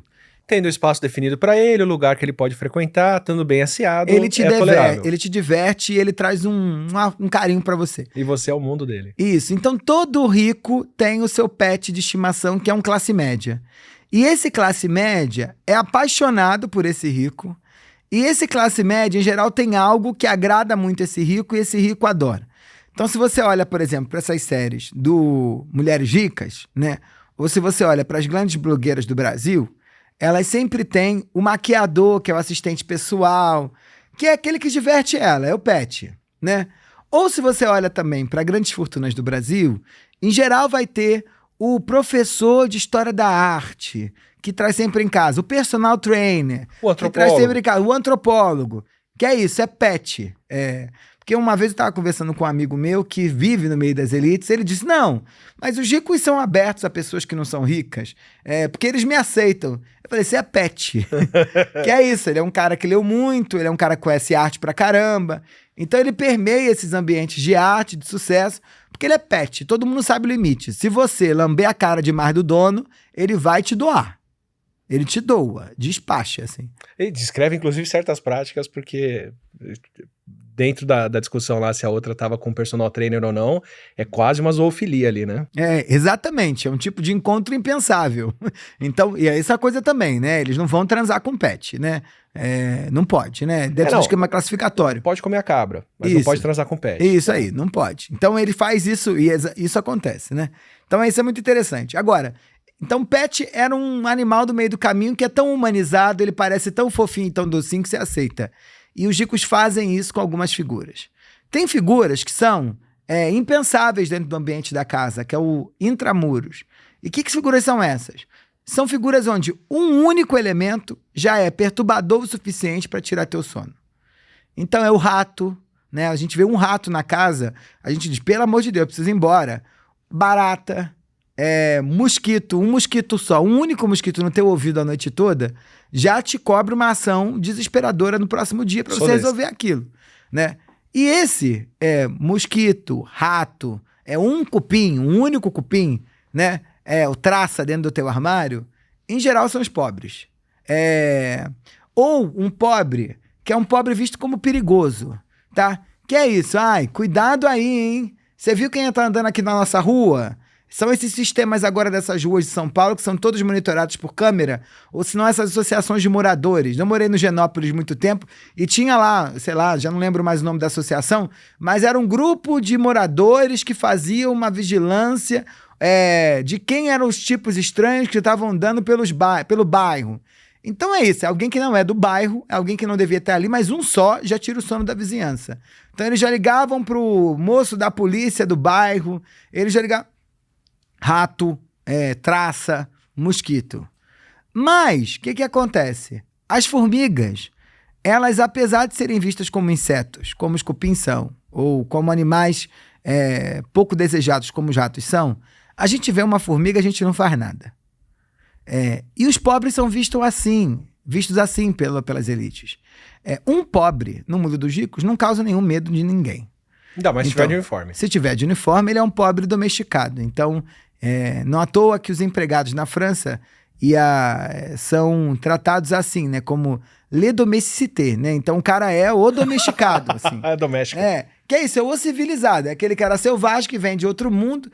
E o doméstico, assim como o pet é um animal domesticado. Então, uma formiga não causa medo em ninguém, né? O problema é pobre demais. O problema é formigueiro, né? O problema não é uma formiga, o problema é aparecer um formigueiro no teu quintal. O problema não é uma formiga, o problema é um exército de saúvas. Que é como o Saint-Hilaire falava, como tá no Policarpo, no Policarpo Quaresma e como tá no Mário de Andrade, né? O problema é formiga demais. E aí eu começo a pensar que tipo de coisas são essas que no modelo de classificação dos ricos brasileiros são vistos como formigas. Ou formigueiros. Metrô, né? O metrô, pra mim, é a melhor imagem de formigueiro. Não, adorei esse exemplo, porque ficou na minha cabeça também a história de pra onde vai o metrô ou não, onde a gente deixa esse formigueiro aparecer. Que tem um negócio que é maravilhoso, assim. Vem por debaixo da terra, assim como as formigas andam, mas sai uma boca. E essa boca, perto de você, ela é vista como a fonte de todo perigo do mundo. Porque ela não traz uma formiga, ela traz um formigueiro. É o salveiro todo. E aí, a grande disputa das elites pelo metrô. É o problema de quando aparece uma casa de show perto da sua casa. É o momento de quando aparece um shopping. O mesmo Genópolis que ama o shopping agora, foi contra quando ele apareceu, né? É o meio que foi contra também o metrô. É o mesmo movimento que o Leblon lá no Rio está fazendo ao aparecimento de... um prédio que está sendo construído de pequenos estúdios na quadra da praia. E aí, se eu não me engano, é na Almirante Guilhem, esse prédio, todos os vizinhos estão assim, salvem o Leblon, Leblon em risco, né? O desespero. Porque o problema não é que um prédio passou por um retrofit, por uma construtora, e aí as razões como a construtora conseguiu essa licença não me interessam, mas deve ter sido algum casamento com o Estado, de alguma forma, né? Supostamente deve ter sido. Então, o problema é esse. O problema é como assim vai ter tanta gente morando em estúdios de 30 metros quadrados aqui do lado? É formigueiro. O problema é o formigueiro sempre no Brasil. O problema é, de novo, assim, a Gávea conseguiu deter o levantamento de uma estação de metrô na Gávea. O túnel passa embaixo da Gávea, no Rio de Janeiro, e não levantou estação. Não levantou estação mesmo. Você sabe que o primeiro projeto de metrô no Rio de Janeiro era ligar a Zona Norte à Gávea. Para poder brecar esse muro geográfico, que é a montanha, que separava a Zona Sul da Zona Norte. E eles fizeram cálculos, engenheiros, e descobriram que o mais rápido para ligar a Zona Sul à Zona Norte, se eu não me engano, era ligar a Tijuca ou Vila Isabel à Gávea, que era só cruzar o muro de pedra, por debaixo da terra. Era uma estação a outra. Primeiro ia começar com 2 estações. A Gávea disse, aqui não. E isso tem 30 anos e a Gávea não tem metrô ainda.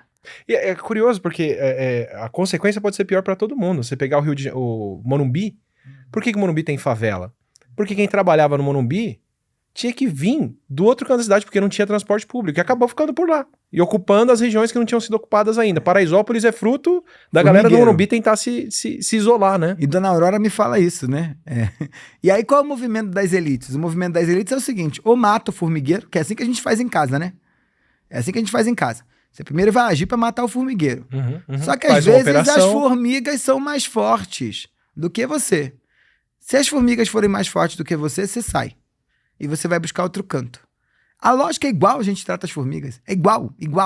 Então, a política de cotas é a mesma coisa, né? A elite se organiza fortemente para lutar contra a implementação da política de cotas. Então, os intelectuais são mobilizados, uma certa intelectualidade brasileira é mobilizada para dizer cota é péssimo, vai acabar com o Brasil. Os órgãos de imprensa são mobilizados, os manifestos aparecem com o nome de grandes intelectuais, editoriais nos principais jornais para dizer, olha, esse negócio de cota é um horror, né? Isso aí vai acabar com o Brasil, é o fim da meritocracia. Os agentes públicos são mobilizados para derrubar isso. Só que o formigueiro foi mais forte, a política de cotas é implementada, e ela é implementada em nível nacional. Como não dá para brigar mais com o formigueiro, o que a elite faz? Ela foge. Ela foge e deixa o formigueiro a Deus dará. Então, eu acho o seu exemplo da Universidade Pública maravilhosa, porque eu sou do primeiro ano de cotas da UERJ. Eu não tive acesso à política de cotas, porque a cota ela tinha um corte censitário, tinha que ter uma determinada renda, e eu venho de uma família de classe média alta.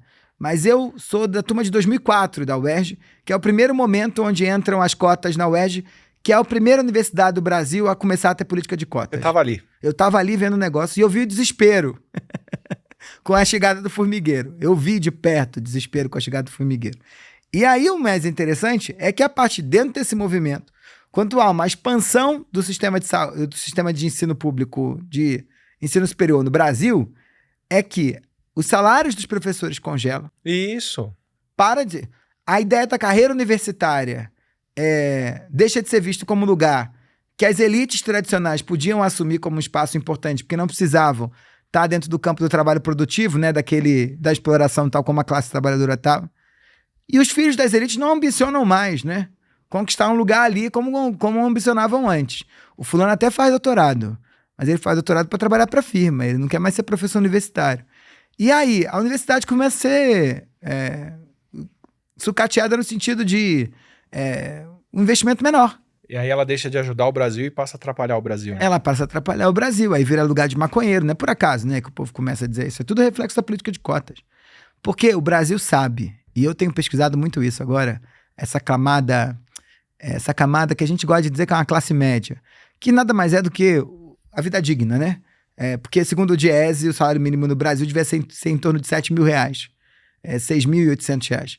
Então, eu estou agora pesquisando a beça o pessoal que ganha entre 7 e 10 mil reais.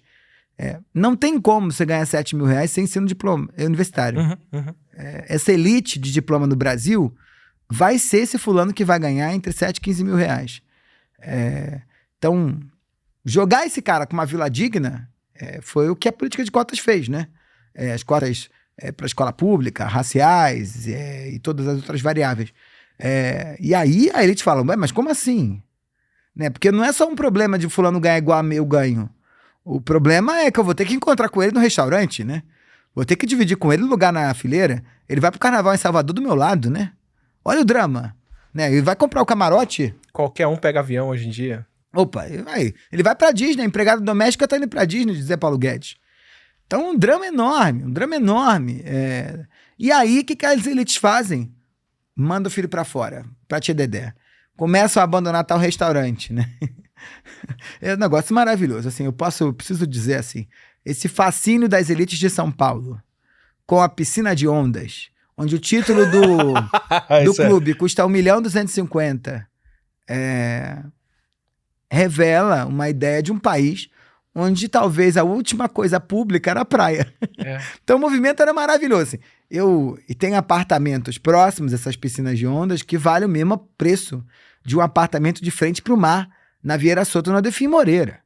E as elites preferem não ficar de frente para o mar real, verdadeiro, lá o mar que sai ondinha da Iemanjá, mas elas preferem ficar de frente para o mar artificial. Muro, né? Clássico isso. Então, o fulano que... É maravilhoso. O fulano que entende que a praia pública ia provar, né, um ponto de contato com gente que ele não está acostumado a ter, ele acha que a praia não é boa, aí há uma migração da criação de condomínios que quase sequestram as praias, né, de praias particulares. Uhum.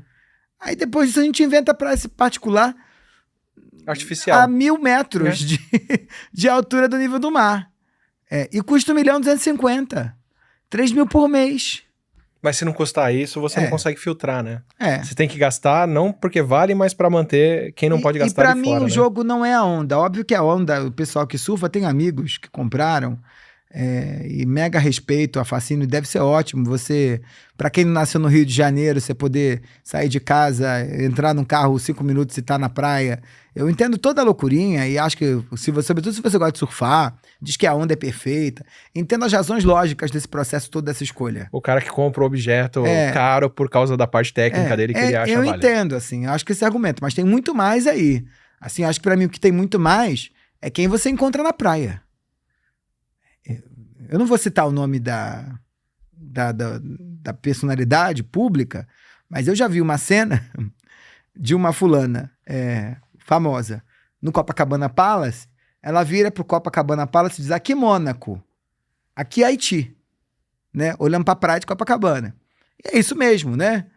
Mas assim, você ainda continua mesmo estando em Mônaco, tendo que olhar pro Haiti. Na piscina de onda não vai ter que olhar pro Haiti, é só Mônaco. Só Mônaco, né? Custa 1.250.000, mas é só Mônaco. E tô falando isso aqui de novo, e gosto de reforçar isso, porque eu e você não somos alecrim dourado, não. A gente tá envolto no mesmo sistema, tá? Eu, inclusive. Porque parece que às vezes, chegou aqui o grande que tá fora, olha de cima. Não. Eu sou antropólogo, eu tô envolto na mesma brincadeira. Adoro uma pulseirinha, adoro um espaço VIP, adoro tudo, tá? Tô me colocando aqui no mesmo lugar. Sim, e tô falando isso, que eu acho que é legítimo fulano que tem 2 milhões, gastar o dinheiro dele do jeito que ele quiser. Se ele quiser comprar 2 títulos ao invés de um só, para ele ir hoje com um título e amanhã com outro, acho que é legítimo. Acho que a desigualdade social brasileira não está na culpa de quem compra um título ou outro. É muito mais complexo do que isso. Mas eu queria reforçar que há razões que são muito maiores do que só é ótimo porque a onda, eu alugo uma onda, só tem ondas, eu vou aprender muito mais rápido a surfar, assim. Essas questões pragmáticas... Os antropólogos sabem bem que elas só são parte das nossas escolhas, né? As escolhas simbólicas são muito importantes.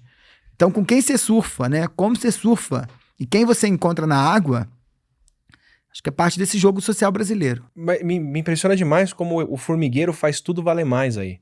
Porque o que era o diferenciador não opera mais como diferenciador, já estou usando seu vocabulário de operar, mas aí você pode cobrar muito mais. Então, sei lá, Porsche. Para de ser um carro de rico porque muita gente bateu bêbado, atropelou, fez. E aí quem tem grana fala, não quero dirigir um carro que tem essa conotação. Libera para vender essa galera, libera para vender isso, ou para ser ocupado esse condomínio, ou para acontecer o que for, para emergente. E aí vai valer muito mais, porque quem pode pagar, se ainda vê um valor de diferenciação naquilo, vai gastar os tubos com uma coisa que vale muito, que os ricos estão abandonando. E os ricos tradicionais. E os ricos tradicionais vão pagar muito mais numa outra coisa mais exclusiva que mantém eles. Então, todo mundo faz dinheiro nessa, né? O condomínio que a galera rica foi embora, mas que você pode vender muito mais especulativo agora, que você não tem que ter sobrenome pra comprar, você pode cobrar muito mais de quem fez dinheiro com soja e não no século XII. E agora o condomínio que tem uma piscina que você vai cobrar pra manter a pessoa longe do Haiti, você pode também cobrar muito mais do que valeria, porque quer dizer, tudo fica mais valioso aí, né? O mais exclusivo e o que deixa de ser exclusivo e agora todo mundo pode comprar e ostentar, né? Olha, e aí vai ficando mais caro a gente operar a diferença e você vai precisar trabalhar mais para pagar as coisas mais caras e você vai ficar mais preso e atrapado a esse sistema de diferença, de proteção da diferença. Enquanto você falava, eu me lembrava de um livro que eu gosto muito, que chama Teoria da Classe Inadequada, do Ventura, que é um italiano. E o Ventura vai se valer do Veblen, né, que é um autor que eu nem gosto muito, mas eu acho que no caso dele faz sentido, que ele vai estudar a educação. Como é que é o enigma que a nossa geração, sobretudo, e a geração do teu filho vai estar parecida.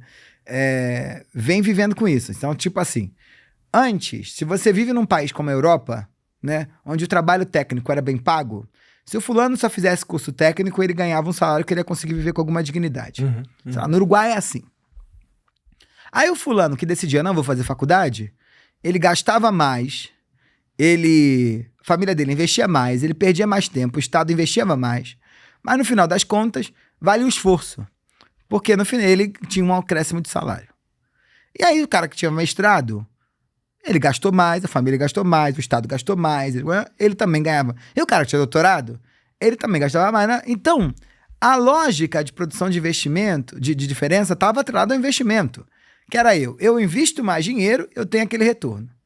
O que o Ventura vai dizer é que esse jogo não funciona mais desse modo. É nítido. Eu não consigo mais falar pra pessoa, estuda, que isso te garante o futuro. Ainda continua 100% fundamental e necessário, mas não é garantia de mais nada. Não é de garantia de mais nada. Só que fica cada vez mais caro você ter um salário digno. Então, para ganhar 7 mil reais hoje, você precisa estudar cada vez mais. Só que, se botar na ponta do lápis, o dinheiro que você gastou para ganhar 7 mil reais não vai se pagar nunca. Não vai se pagar nunca. Opa, a gente fez doutorado. O dinheiro que o próprio Estado brasileiro investiu na gente, se for fazer o ROI, eu não sei. Se alguém fizer essa conta aí, manda pra gente. Eu não sei. Então aí a gente começa a pensar, por que eu tô fazendo isso? Mas eu tenho outra opção? Não tem outra opção. Não. E se você não tiver a graduação, tem menos chance ainda de conseguir qualquer coisa. A mesma coisa acontece nesse campo, assim. O cara começa a comprar piscina de onda achando que aquilo vai trazer retorno.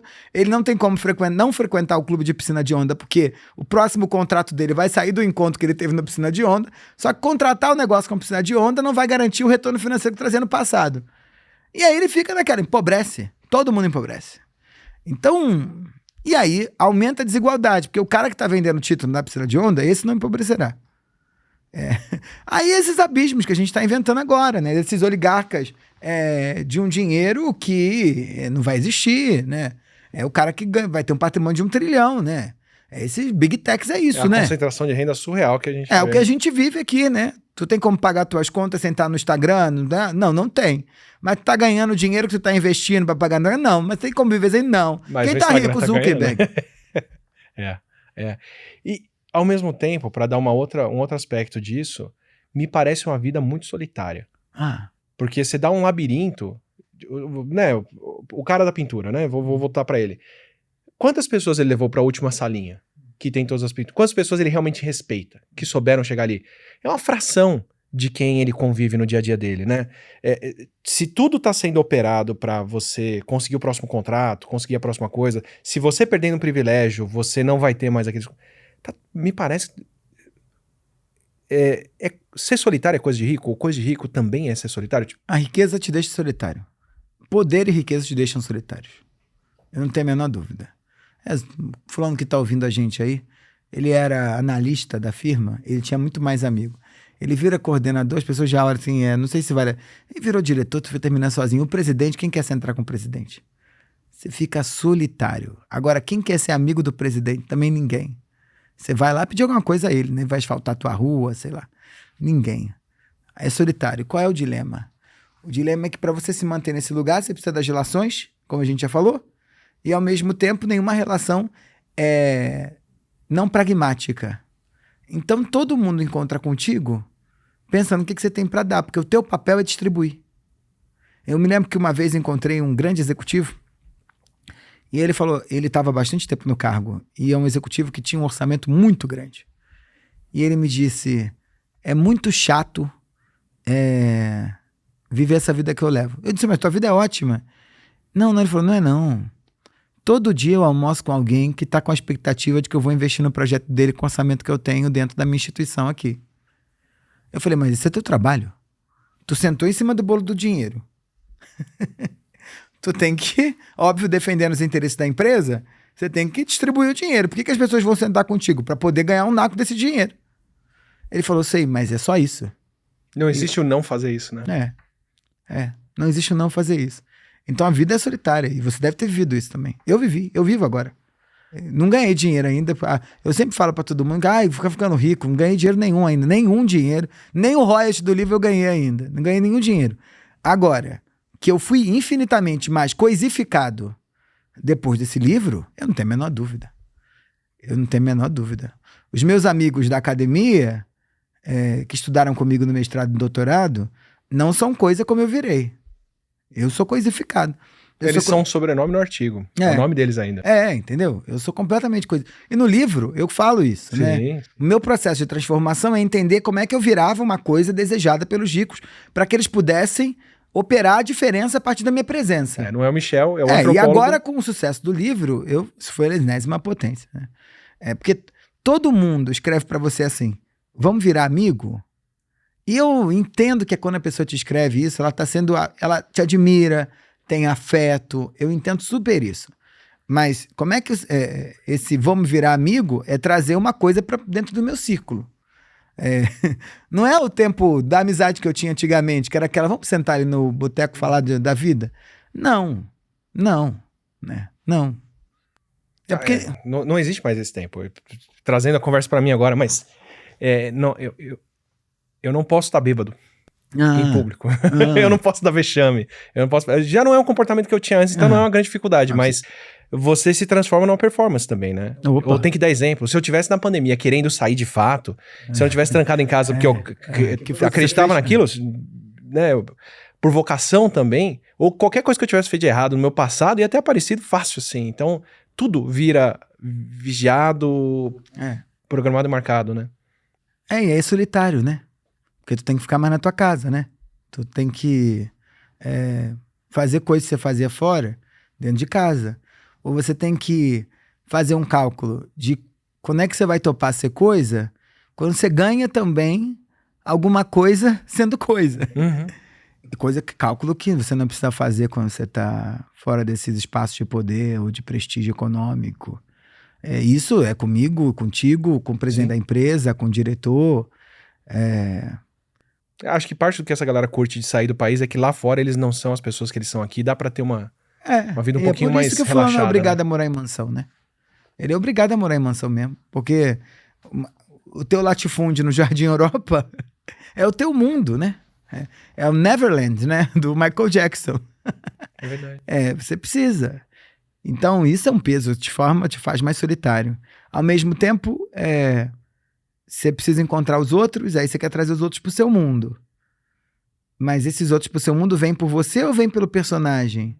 Ou vêm pela coisa que você virou? E aí, se você resguardou um único espaço de intimidade, você começa a abrir essa intimidade para mais gente, daqui a pouco você não tem nem intimidade na sua própria casa.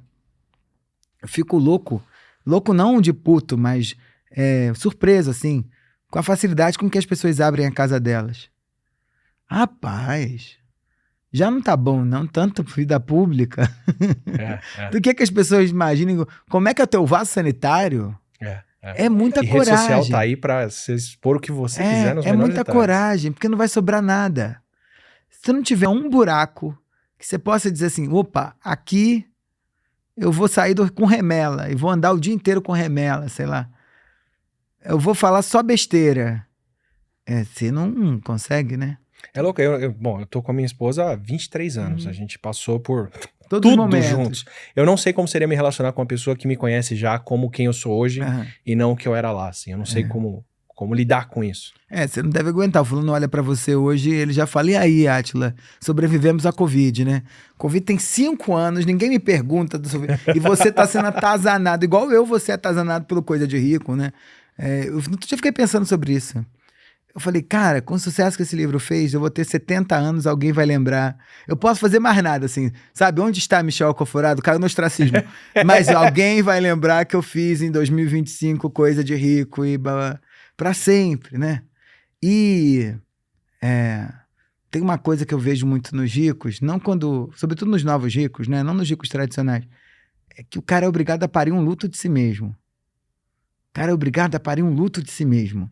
Tem que matar a vida anterior. Tem que matar a vida nova, anterior, inventar uma nova, entender que ele não vai ser mais a mesma pessoa. Vai ter que falar outra língua. Vai ter que falar outra língua, vai ter que perder o sotaque, vai ter que se acostumar com outro tipo de comida, com outro tipo de corpo, com outro tipo de música, com outro tipo de encontro. Eu mega entendo, sei lá, quando você olha Adriano, sei lá, sabe, jogador? Sim, 100%. O cara voltando pra comunidade, fazendo churrasco. É maluco mesmo viver outra vida. Imagina tu não pode morar mais na comunidade que tu nasceu, tu é obrigado a morar num condomínio chique. Zeca Pagodinho, né? O Zeca Pagodinho. Tomando cerveja de manhã e andando de quadriciclo. Cara, é uma resistência desses caras. Sim. A gente... Ele não é doido, não. É resistência. Não, eles têm um senso de si muito maior do que... Revolucionária. Resistência, isso aí. O cara entende onde ele não se perde no personagem, né? Resistência. Porque é óbvio que alguém que tenha o dinheiro do Adriano, do imperador, que é maravilhoso, alguém que vira imperador, do imperador não vai morar num lugar com dificuldades. Mas é uma violência muito grande você ir morar num outro lugar onde todo mundo fala baixo, onde não toca um samba, onde você não pode sair de chinelo e camiseta ou sem camisa e trocar. É muito impressionante. Então é muito solitário, muito solitário, muito solitário. E assim, se não fosse a minha formação, eu não teria saído a mesma pessoa da pandemia. Não que eu seja a mesma pessoa, mas assim, o que foi a pandemia, né? A atenção e as coisas acontecendo, eu tinha que ter muito claro pra mim, bom, o que eu estudei, o que eu aprendi, o que eu sei fazer, isso eu sei, isso eu não sei. Pra ter um senso de propósito. E tinha que ter uma falta de ambição, vou colocar assim. É muito surreal como... mas isso aí... Como é que você conseguiu manter o prumo? Me ausentando. Sair das redes, não postar, não perdi o lado pessoal da coisa. Eu mega entendo o que você está dizendo, e pra mim isso é muito importante. Primeiro que o pessoal fala, o livro, não sei o quê. Rapaziada, só para contar para vocês, isso é em forma escrita de tudo que eu venho fazendo desde 2012. Assim. Quando eu criei a empresa, era antropologia para outros lugares. Quando eu fui escrever no UOL, era antropologia para outra gente. Quando eu fui para a CBN, era antropologia para o taxista. Quando eu fiz o podcast, era antropologia para outro bocado de gente. Eu percebo que aqui, pelo menos a minha leitura disso aqui é como nerdologia era para mim. Eu vou usar um tópico de apelo, que muita gente gosta, para falar do que eu gosto. Isso. É antropologia usando coisas de rico para chamar a atenção das pessoas para essas parcelinhas. Então é a mesma coisa que eu tô fazendo. Todo o resto... não preciso disso. Você sabe que esse ano, 2025, me convidaram pro camarote de Salvador. Eu nunca tinha ido. Que legal. E aí eu falei, cara, eu nunca tinha ido. Salvador é um baita terreno interessante de observação para carnaval, sei lá o quê. Eu falei, eu vou aceitar. E aí eu aceitei e fui. E foi muito legal, porque... eu achei impressionante, porque eu estava acostumado com o Carnaval da Avenida do Rio, ou de Bloco do Rio, de São Paulo. E Salvador ali, Barrondina, aquela gente, a interação, assim, pra mim é aquele carnaval puro, assim. Faça um pacto em determinado momento, isso é carnaval. Então eles brincam de dar um soquinho no outro, é violento, mas não é. E ao mesmo tempo, porque todo mundo lembra que é carnaval. O problema é que se alguém esquece que é carnaval, vira porradaria. Sim. E aí eles vão naquilo, eu achei maravilhoso. Mas eu me lembrei, na hora que eu tava lá, eu falei, tô aqui porque eu sou antropólogo, e ano que vem eu não vou ser convidado. É bom que eu saiba que aqui, nessa cadeira que eu tô aqui agora. Ano que vem é outro que vai estar nesse lugar. E eu acho que isso é pra tudo. Sim.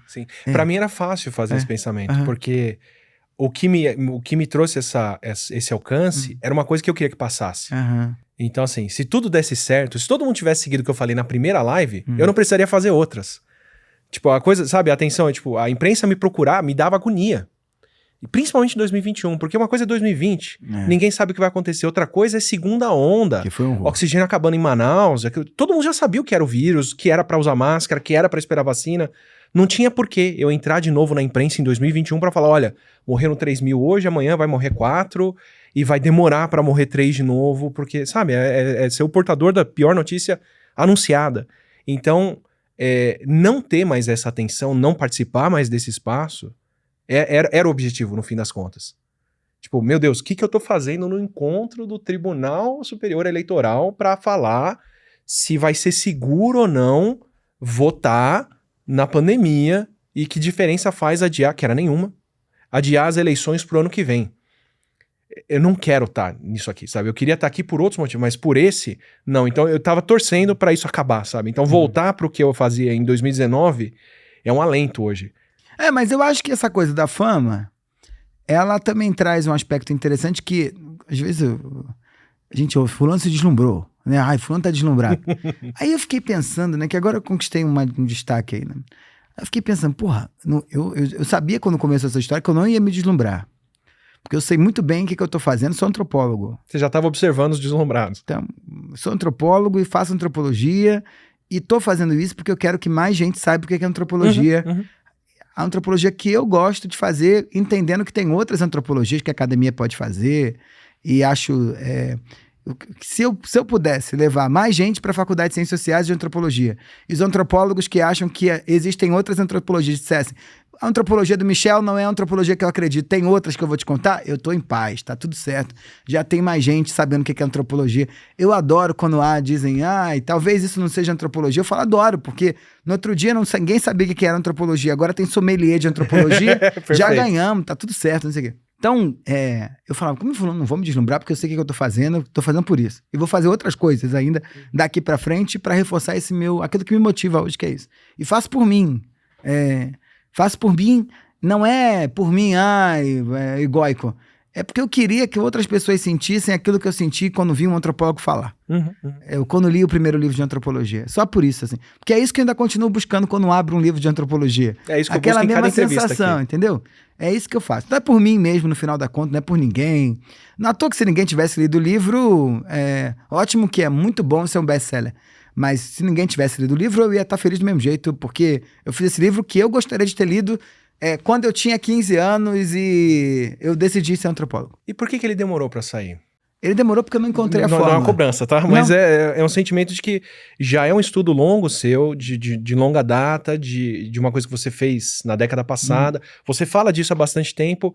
O que faltava pra você embrulhar dessa forma e apresentar assim? Porque como intelectual público, eu entendo que forma e conteúdo precisam andar de lado a lado. E eu tinha encontrado conteúdo, encaixei esse conteúdo numa forma que me foi dada pela academia, que eu não tinha o que fazer em termos muito criativos, eu precisava obedecer para a tese ter cara de tese, né? Mas eu não sabia ainda fazer isso de um jeito onde o conteúdo que eu defendia na tese tivesse uma forma que despertasse o impacto da antropologia que a antropologia teve na minha vida. Então eu consegui fazer isso na rádio, demorei, encontrei o formato, eu acho que eu faço isso bem. Eu fiz isso nas colunas do UOL, agora eu vou fazer no Globo. Eu fiz isso nas inúmeras entrevistas que dei, no último encontro que tive aqui. Eu fiz isso nas empresas. Mas em livro, eu fiquei tentando esse tempo todo. Então esse livro é fruto de versões. Até o momento que eu falei, eu acho que eu tenho uma forma que vai dar conta de explicar meu conteúdo. De um jeito que eu acredito. Acertou muito. Então demorei por isso. Demorei por dificuldade de encontrar uma forma. Não é à toa que eu conseguia falar. Eu conseguia falar com impacto. Assim. Todas as vezes que eu falei sobre o tema desse livro, reverberou muito. Mas quando eu ia para o texto, tinha cara de mais acadêmicos do que era, ou tinha cara de mais história do que era. E aí esse mix de boas histórias com boa teoria, numa antropologia que eu acredito, né, que é uma antropologia do começo da disciplina, que é uma antropologia ensaística, ao mesmo tempo com boas histórias, assim. Autores que me inspiraram, né? Para além, assim, do Nelson Rodrigues, que eu sempre cito, ou do Capote, que me deu essa coisa do jornalismo literário, ou do Drauzio, no Estação Carandiru, que pega esse cara que leva pela mão. Na antropologia, eu sou um apaixonado pelos Argonautas do Malinowski, que eram boas histórias, com teoria, que parecia só história, mas tem teoria pra caramba. Então, quando às vezes me dizem assim, achei o livro superficial, porque ele parece boa história, só tem história, eu fico em paz, porque eu não digo isso pra pessoa, mas assim, ela não conseguiu ver a teoria. Ela só leu a história. Se ela abrir os Argonautas, ela vai achar a mesma coisa. Se ela abrir Cidade das Mulheres, da Ruth Landes, ela vai achar a mesma coisa. Então, é uma camada superficial de leitura do livro. E eu não estava conseguindo fazer isso. Não estava... O que demorou foi esse exercício de empatia, de chegar na história. O que demorou foi a história que, assim, eu lia o livro e não conseguia ler o livro que eu gostaria de ter lido quando tinha 15 anos. Foi para esse cara que eu escrevi. Eu escrevi para o Michel de 15 anos. É para mim. Então, eu adoraria, quando vi Roberto da Mata falar na televisão, e adoro o livro do Roberto da Mata, que primeiro me inseriu, que é A Casa e a Rua, eu adoro, assim. Mas se eu tivesse 15 anos hoje, em 2025, eu gostaria de ter lido esse livro. E assim eu dei ele por fim. Isso cobrou esforço e trabalho, né? Dá pra ver. Trabalho de como é que constrói, trabalho de capítulos curtos, trabalho de construção de um gancho com um capítulo no outro, trabalho de uma grande narrativa. Eu me lembro que no outro dia eu estava vendo uma entrevista do Ricardo Piglia, que é um cronista e escritor argentino, e ele disse que bons escritores, quando abrem um livro, não estão preocupados com a história. Que a história é mais ou menos a mesma em todos os livros, né? Ou tem alguns grandes arquétipos de histórias que podem ser contadas. A grande loucura está na forma como você conta. Então ele diz que bons escritores abrem os livros, olham o índice e depois veem como é que essa história foi contada em termos de forma. O conteúdo é detalhe. Eu tenho isso na fala. Eu tenho ótimas histórias que eu sei que elas são boas, mas eu ainda não sei contá-las. Na fala eu tinha isso. E no livro, no texto, então, isso é mais sério, né? Porque na história você vai modulando. Na medida que você vai ouvindo, você está impactando o outro ou não. Eu tenho boas histórias que eu não sei contar ainda. Eu sei. Eu te entendo. Eu tenho bons temas que eu preciso achar a pessoa, o jeito certo de trazer para discutir. E no nosso trabalho, quando a gente está falando... E a minha ambição é público. Sabe Gil dizendo, eu faço rádio, eu faço música para tocar na rádio? Eu também. Eu tenho uma ambição de fazer o cara que quando tá no ponto de ônibus lembrar, isso aí é cultural.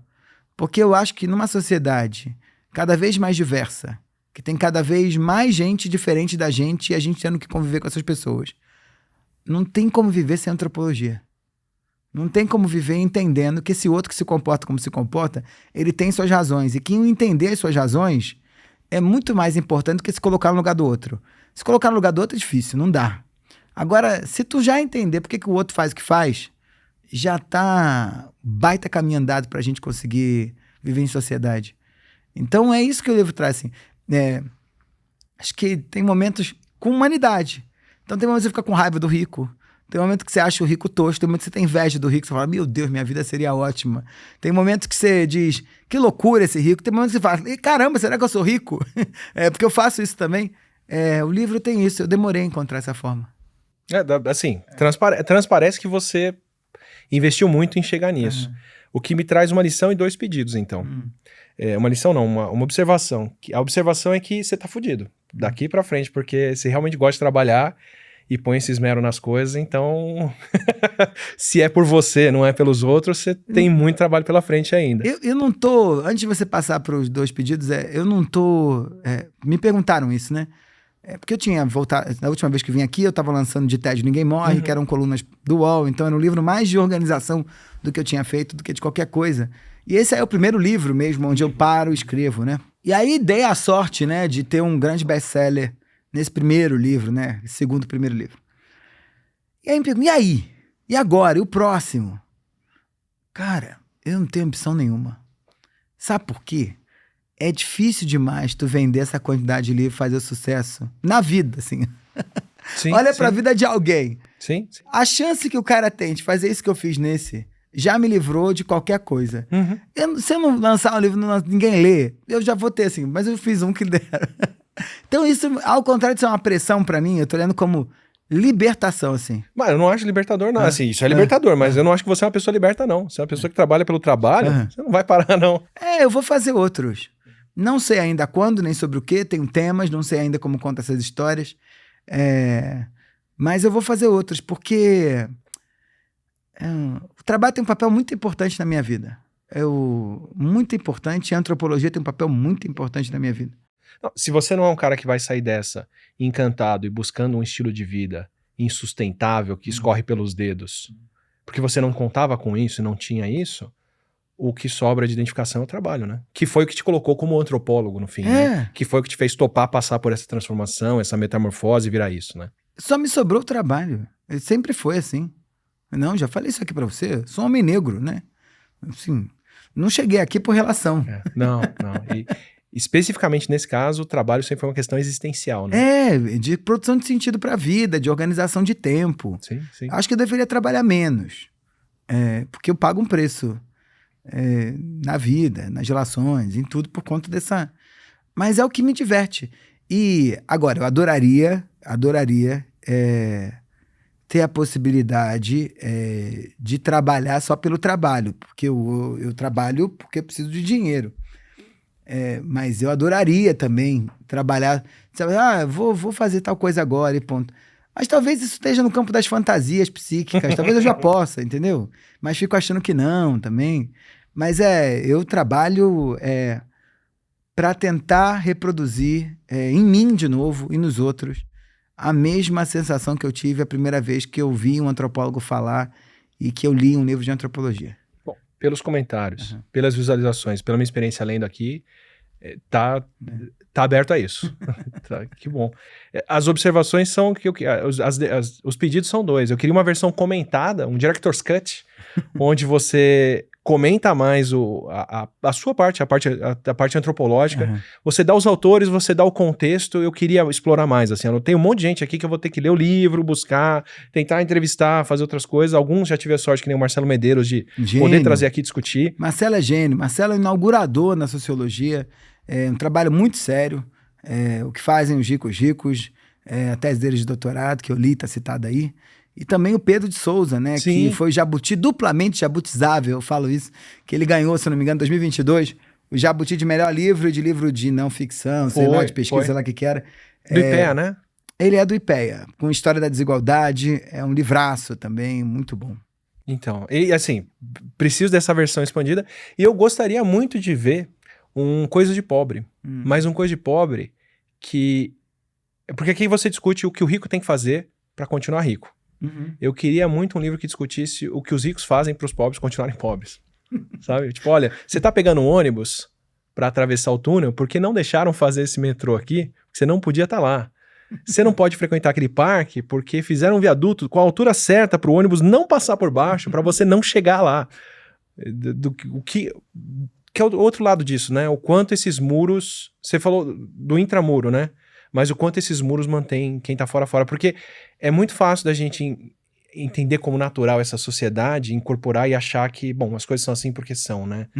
Que o imposto vai para essa direção e não para aquela, ou que as oportunidades vão para esse meio e não para aquele. E o cara que acha que ter dinheiro é o que vai trazer oportunidade para ele, vai ser mais um desiludido na internet falando, pô, mas eu comprei o Rolex, eu botei o sapato, eu fui no clube, ninguém quis falar comigo. É o cara que não entende que não é questão de dinheiro. Não é. Pelo contrário, você faz dinheiro com isso, mas o que te põe lá dentro... Um outro livro também que dava é o que os pobres fazem para deixar de ser pobres, né? Esse é verdade. É o pobre premium, né? Ou a crença disso. Também dava uma conversa boa. Tem um plot que eu gosto de fazer em vídeo, coisa assim, como uma coisa que parece... Até com empresa, Samsung era uma empresa de vender peixe seco, se eu não me engano, um negócio assim... Mas vem o governo americano e fala que era uma empresa coreana que fabrique chips.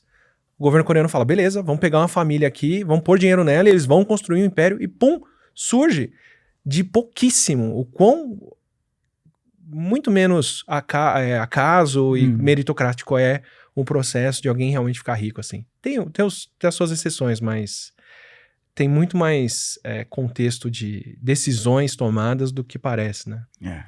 E o que você... A sua obra, bom, já está recomendada do começo ao fim aqui, já essa discussão. Eu li dessa forma, assim, como alguém que anseia por mais antropologia, que fez o podcast, uma série de coisas aqui para aprender mais sobre humanidades, mas que vê o valor dessas histórias para ancorar mesmo com exemplo físico, concreto, o que ilustra tudo que você está descrevendo. E acho muito legal poder fazer isso com a elite brasileira. Dá para ler isso aqui e falar, e ir construindo essas coisas. O que mais você me recomenda de leitura, além de uma obra sua, tanto do que você produz hoje, faz, redes sociais e outras coisas, quanto outras obras, outros livros que você acha que são complementares ou que são legais? Você deu vários aqui, mas tem mais algum outro que você quer trazer? Não, acabou de sair um livro traduzido pela Intrínseca, mas é num selo da Intrínseca que é Vestígio, se não me engano, ou Vestígio, não sei, que se chama Servir aos Super Ricos, de uma socióloga francesa que estuda empregados de super ricos na França.